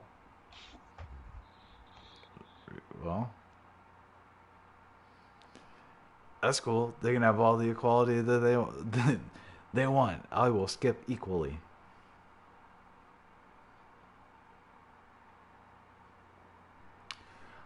So after the Charlotte thing, Natalia and Shayna Baszler had a match that I skipped. I'm sure Baszler won. I was gonna say you might as well have kept that controller in your hand because I wrote down. Yes, Baszler won. Um, whatever match. I wrote down. I'm not interested in anything Natalia does that involves her with clothes on. So there's that. Wow. if she Natalia, huh? if, if she's naked, then you have my attention. But anything she's does with clothes on, I don't care about. Natalia? Yeah. Okay. I don't know. Again, I don't pay attention to faces, so No, I haven't been able to look at her the same way after they did the whole fart thing with her. I don't know what you're talking about. Remember when she used to fart all the time? No. She would, they'd have her in backstage segments, and then she would start talking, and then all of a sudden you'd hear her fart, and it would just awkwardly just end the conversation. No, I don't. No, I'll send you a compilation. No, I don't think I need to see I'll send you. that. Don't worry about it. I got you. I got you, No, fam. I think you can leave I that one got you, out. fam. Don't send it.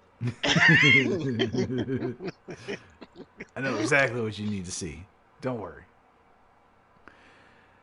So after that, we get the Firefly Funhouse. Starts off with Undertaker toys fighting each other. I'm not making that up. Then cuts to Bray Wyatt watching his promo from last week, like he's in the real world or something. Then he's talking about a beast with 7 crowns and 7 horns. And what the fuck am I watching? Um, honestly, I have no idea.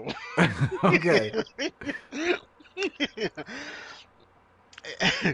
No, I have no idea what that segment was. Okay. Um, yeah, so he's watching his promo. He's watching Bobby Lashley talk about no one's gonna disrespect me, what he was talking about on Raw. And then you have Uncle Howdy as a meteorologist. And then the Firefly Funhouse door opens, and then like some distorted things started playing. Couldn't tell what it was. With the voice of Uncle Howdy saying, um, "Can you keep it a secret?" And then it kept saying that for the last what 30 seconds of the Firefly Funhouse. It just kept saying, "Can you keep a secret?" Yeah. And it showed like what's next on like a TV program is like what's next, and then the bullet points are, "Can you keep it secret? Can you keep it secret?" And then you have Uncle Howdy's voice. He says, "If I told you a story, can you keep a secret?" And then that's how the Funhouse went off the air. Dumbest Don't know what the shit hell that was. ever.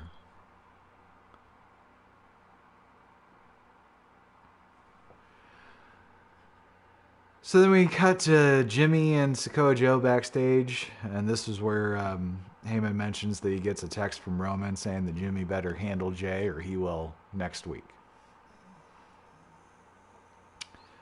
Then Rey Mysterio and Karrion Kross had a match that I skipped. And it looks like that Kross needed a distraction from Dominique to win. So Karrion Kross is just as strong as ever. Um, I guess I can fill in the gaps on this. So first of all, I wrote down. I would argue the best thing about the Karrion Kross entrance Scarlet? is the reveal. Oh, Yeah, the reveal of what Scarlett is wearing oh that of week. course. Yeah. This one was a letdown because it was like a oversized. I don't know. It was a non-form fitting dress. It didn't show her shape at all. It was almost like a slaughterhouse apron. I don't know. I was let down by her outfit. Um, it made sense because in the match she took a bump, so you know they didn't want her stuff all hanging out. They didn't want her cooch all over the place, so it could be free framed and put up on sites everywhere. And then I can promptly touch myself to it. Yeah, so all the male viewers can have a good night's sleep that night.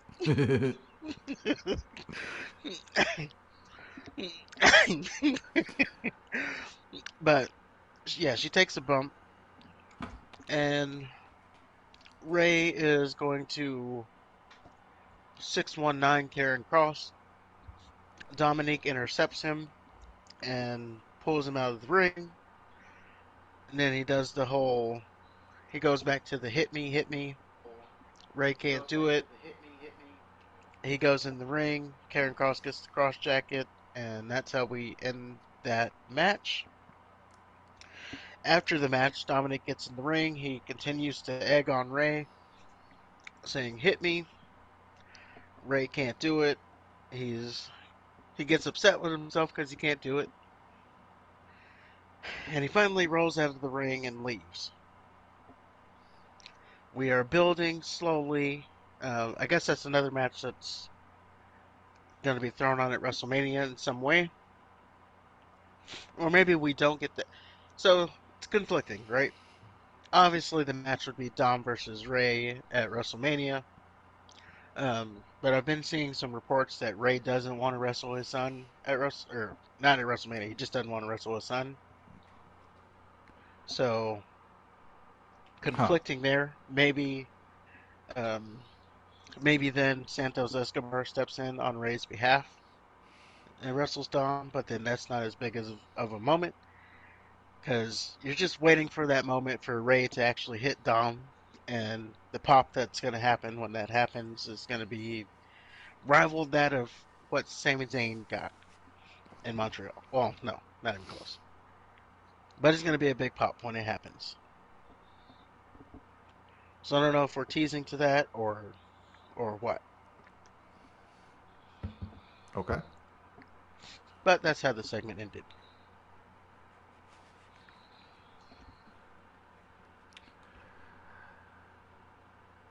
Next, we finally get Jimmy Uso. And he makes his way out to confront his brother. He grabs a microphone and he looks at the hard camera. He says, I know you're watching out there somewhere if you're not here. He says, I know you're torn and hurting, but I'll always be here for you no matter what. And then Sammy invades his own show. Like, In his hoodie. yeah, he didn't do that for Raw. He didn't come out from in the crowd and with his little hoodie he pulled up. But he's a SmackDown star, and it just makes no sense to me. Yeah, I didn't get the hood thing, but he did it. Sammy says he was closer to Jimmy than anyone. Remember, you were my dog, which is true. He says, without you, there's no Sammy Uso or Usi. He says it really hurt that Jimmy took him out with no hesitation at Royal Rumble, which isn't true. He hesitated quite a bit. Jimmy calls Sammy selfish and said that he made his choice. Said, you stepped on me and Jay. I didn't betray you.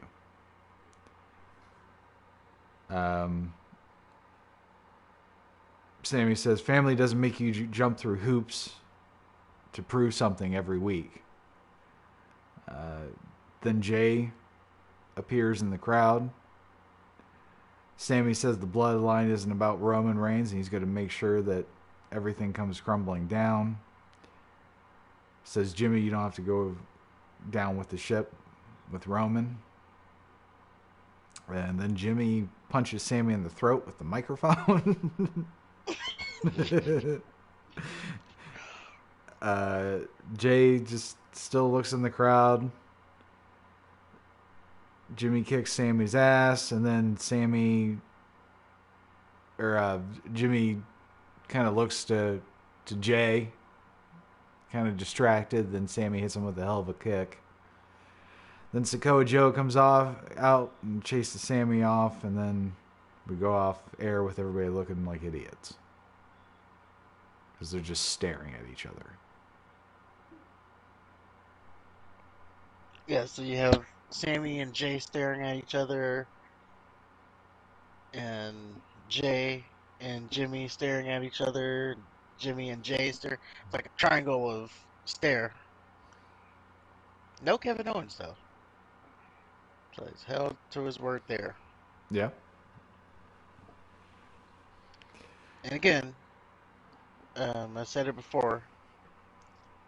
It's going to be interesting to see how they bridge the gap of getting from point A to point B of this title match. Because now, excuse me, we only have 4 weeks to do this. As in build the title match. Get from get from Sammy chasing down Roman to Sammy chasing down the Usos. We got 4 weeks to make that transition. Well, it all kind of hinges upon Or Jay and how he's gonna feel one way or the other. Like, is he gonna stick with family or is he gonna side with Sammy? And if he sides well, with I guess Sammy, they're gonna. Uh-huh. well, I was gonna say if he sides with Sammy, then are they gonna take on the bloodline together? Or are they just gonna be friends? It's gonna be one of those things where you're my dog, but I can't lay a hand on my family. So then he has to find another partner.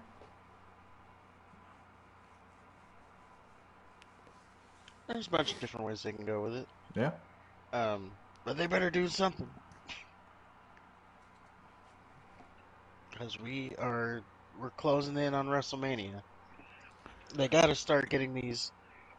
Yes, the feuds are being teased. We can kind of see where it's going for WrestleMania, but We're kind of they at the need to actually like.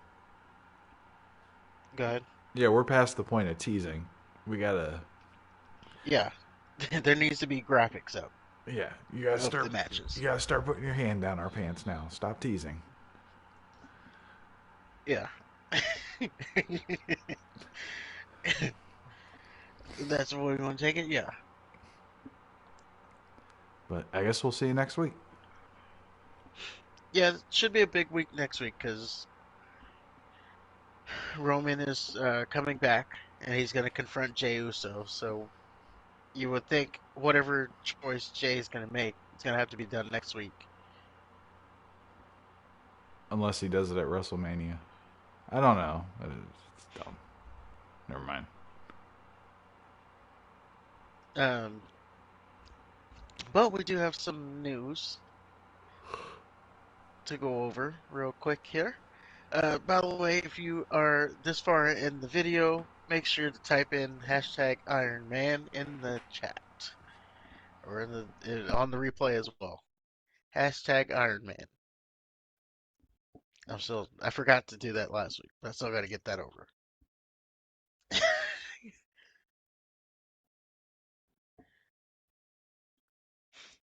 All right, so we already talked about most of our stories. Um, we did have a couple things to go over. So we have Ariel Hawani and Tony Khan from the CEO of AEW. They kind of have this back and forth going, and we kind of talked about it. They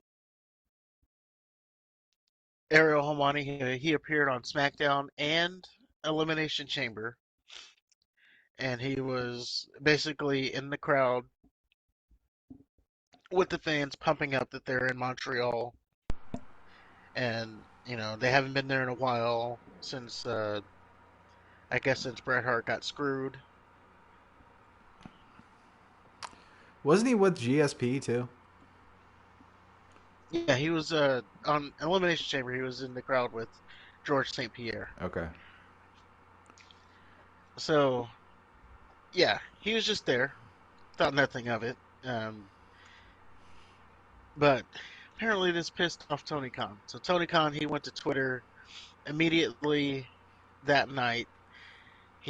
I'm sorry, that day, immediately after the segment on SmackDown, called Aaron Hawani a fraud. Says you're just as credible of a journalist as Tony Schiavone.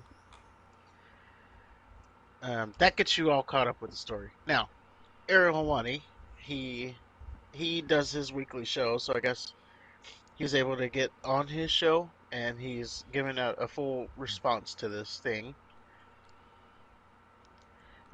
Basically, on his show, he said that he's not a journalist, never called himself a journalist.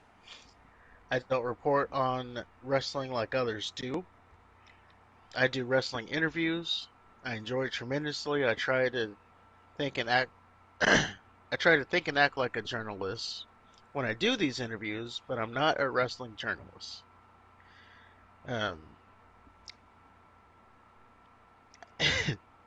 I guess that I don't think any of these people can really call themselves wrestling journalists, but you got to go to journalism school and do all that shit. Right. I think that would fall into a lot of people's category, or a lot of people would fall into that category. Yeah, Fake apparently journalist. we're all just marks. Yeah. That's what the disco infernos of the world call us. Just marks. Speaking of which, remind me of that because I got something for him too. Um, so yeah, he did want to say I wasn't sure what direction I should go, what I should do. Came to the conclusion that in life, especially post ESPN, I just want to have fun. I want to do fun things. I came to the conclusion around December. If an opportunity comes up again, I'm going to take it. Um, it's always been a bucket list thing for me. So he's talking about why he did the thing on WWE. Mm. I made a promise to myself without seeking it. If an opportunity came up again, so without seeking it, if I get an opportunity, I'm going to take it. Or he would consider it. I want to have fun. Again, I'm not a journalist. I think people are confusing me for my role in MMA. It's not the same. All things aren't equal. So that's his whole explanation. Basically, um, oh, I guess the big part of what I missed out is they called him a biased journalist because, he appeared on TV with WWE. Well, and Hawani also did say that Khan is still upset that he gave the worst interview of all time,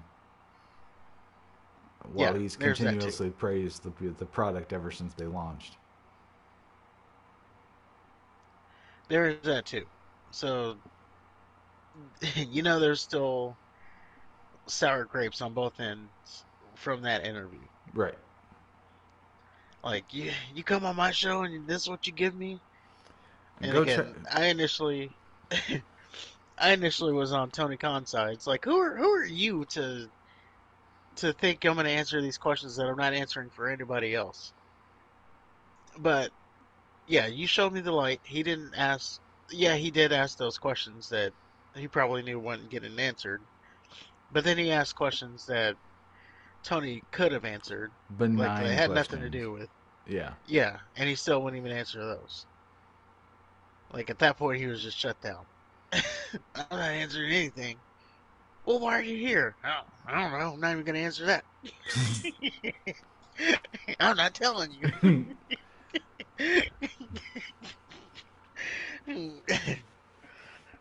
Like, seriously, dude?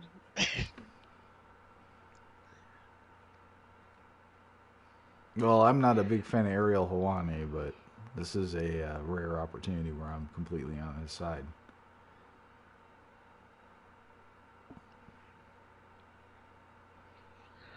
Well, I think he did. I mean, yeah, he showed up. uh, This is what I don't get. Yeah, he showed up on the TV. There's talking about his biased journalism or whatever. Um, isn't all journalism biased nowadays?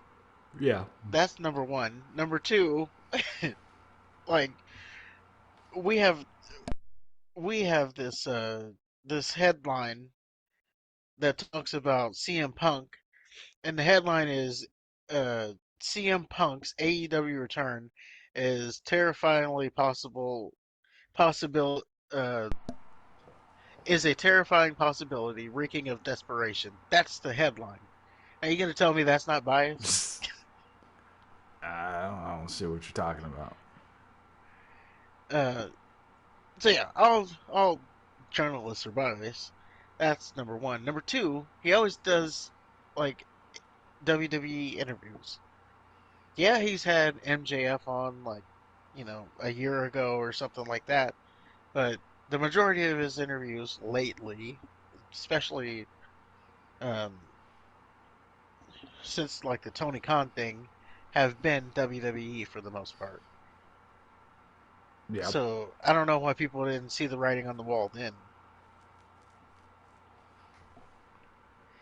Like so I guess for me, I didn't know about Ariel Helwani before really the Tony Khan thing. You didn't know who he was? No, Oh, I knew about not at him all. because he's really big in the MMA stuff, and he had a big falling out with Dana White. Dana White actually barred him from attending UFC events. Ariel Helwani did a whole show where he was crying and shit. This is my life and blah blah blah blah. I can't remember if he sued or he ultimately got his opportunity to come back and everything was okay. But for a while there was a whole lot of drama. You had Uh, other quote unquote journalists standing with Ariel Helwani saying it was ridiculous, and it was when Brock Lesnar and Mark Hunt had their fight. Ariel Helwani, I guess he got a scoop or something, and he leaked it before UFC announced it, and he ruined like their big surprise. uh, And Dana, Dana was pissed off about it and barred him from the events.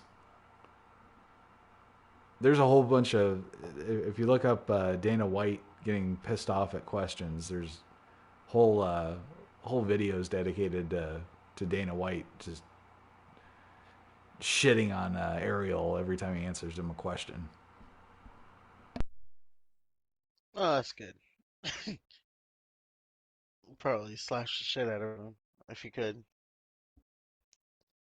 Allegedly, of course. So Yeah, yeah, well, Ariel there's Hawani got into it with Patty Mayonnaise or whatever the Patio 5. just say Patty the Batty. Patty the Batty, thank you. Um, I don't know at all what their beef was, but it looked like Patty was on a podcast with Dana White and they were just shitting on Ariel. Guy's a fucking idiot.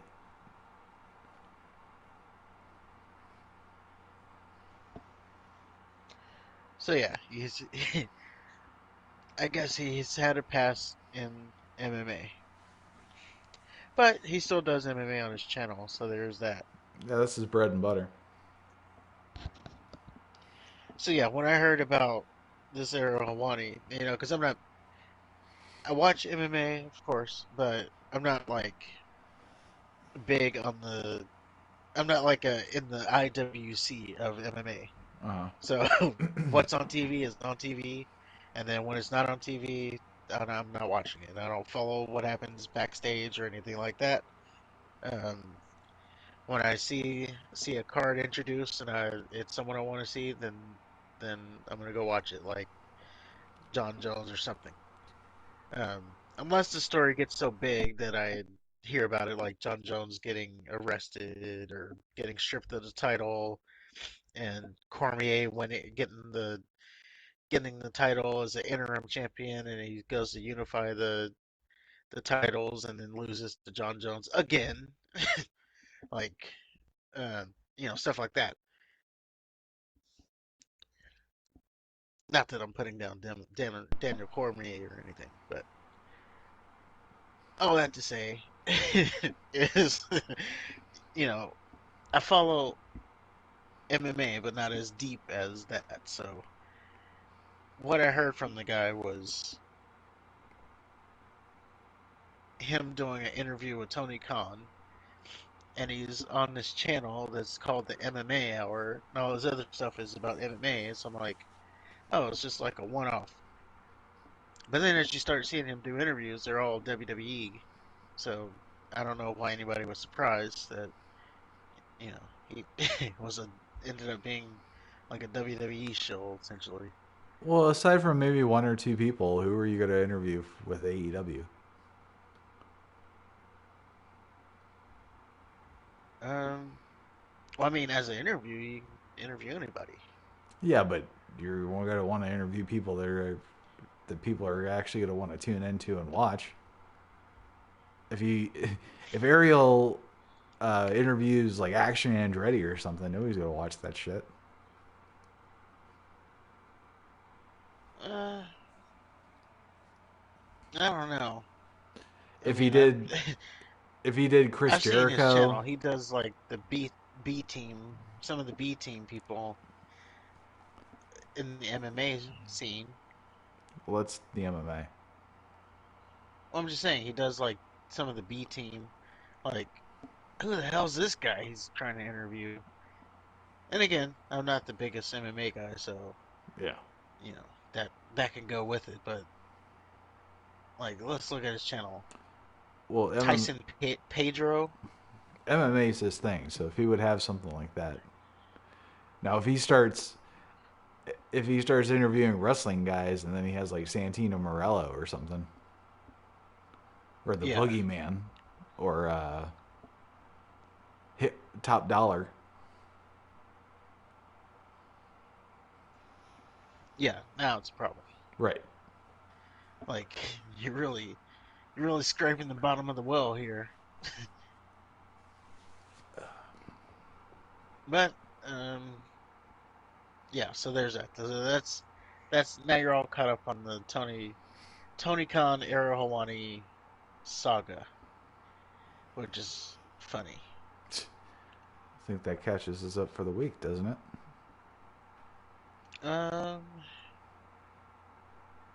believe so. Of course, if you agree with anything, let us know in the comments. If you disagree with anything, let us know in the comments. Don't forget to hit the like button on the way out. Um, and until next time, top guys out. Have a good night.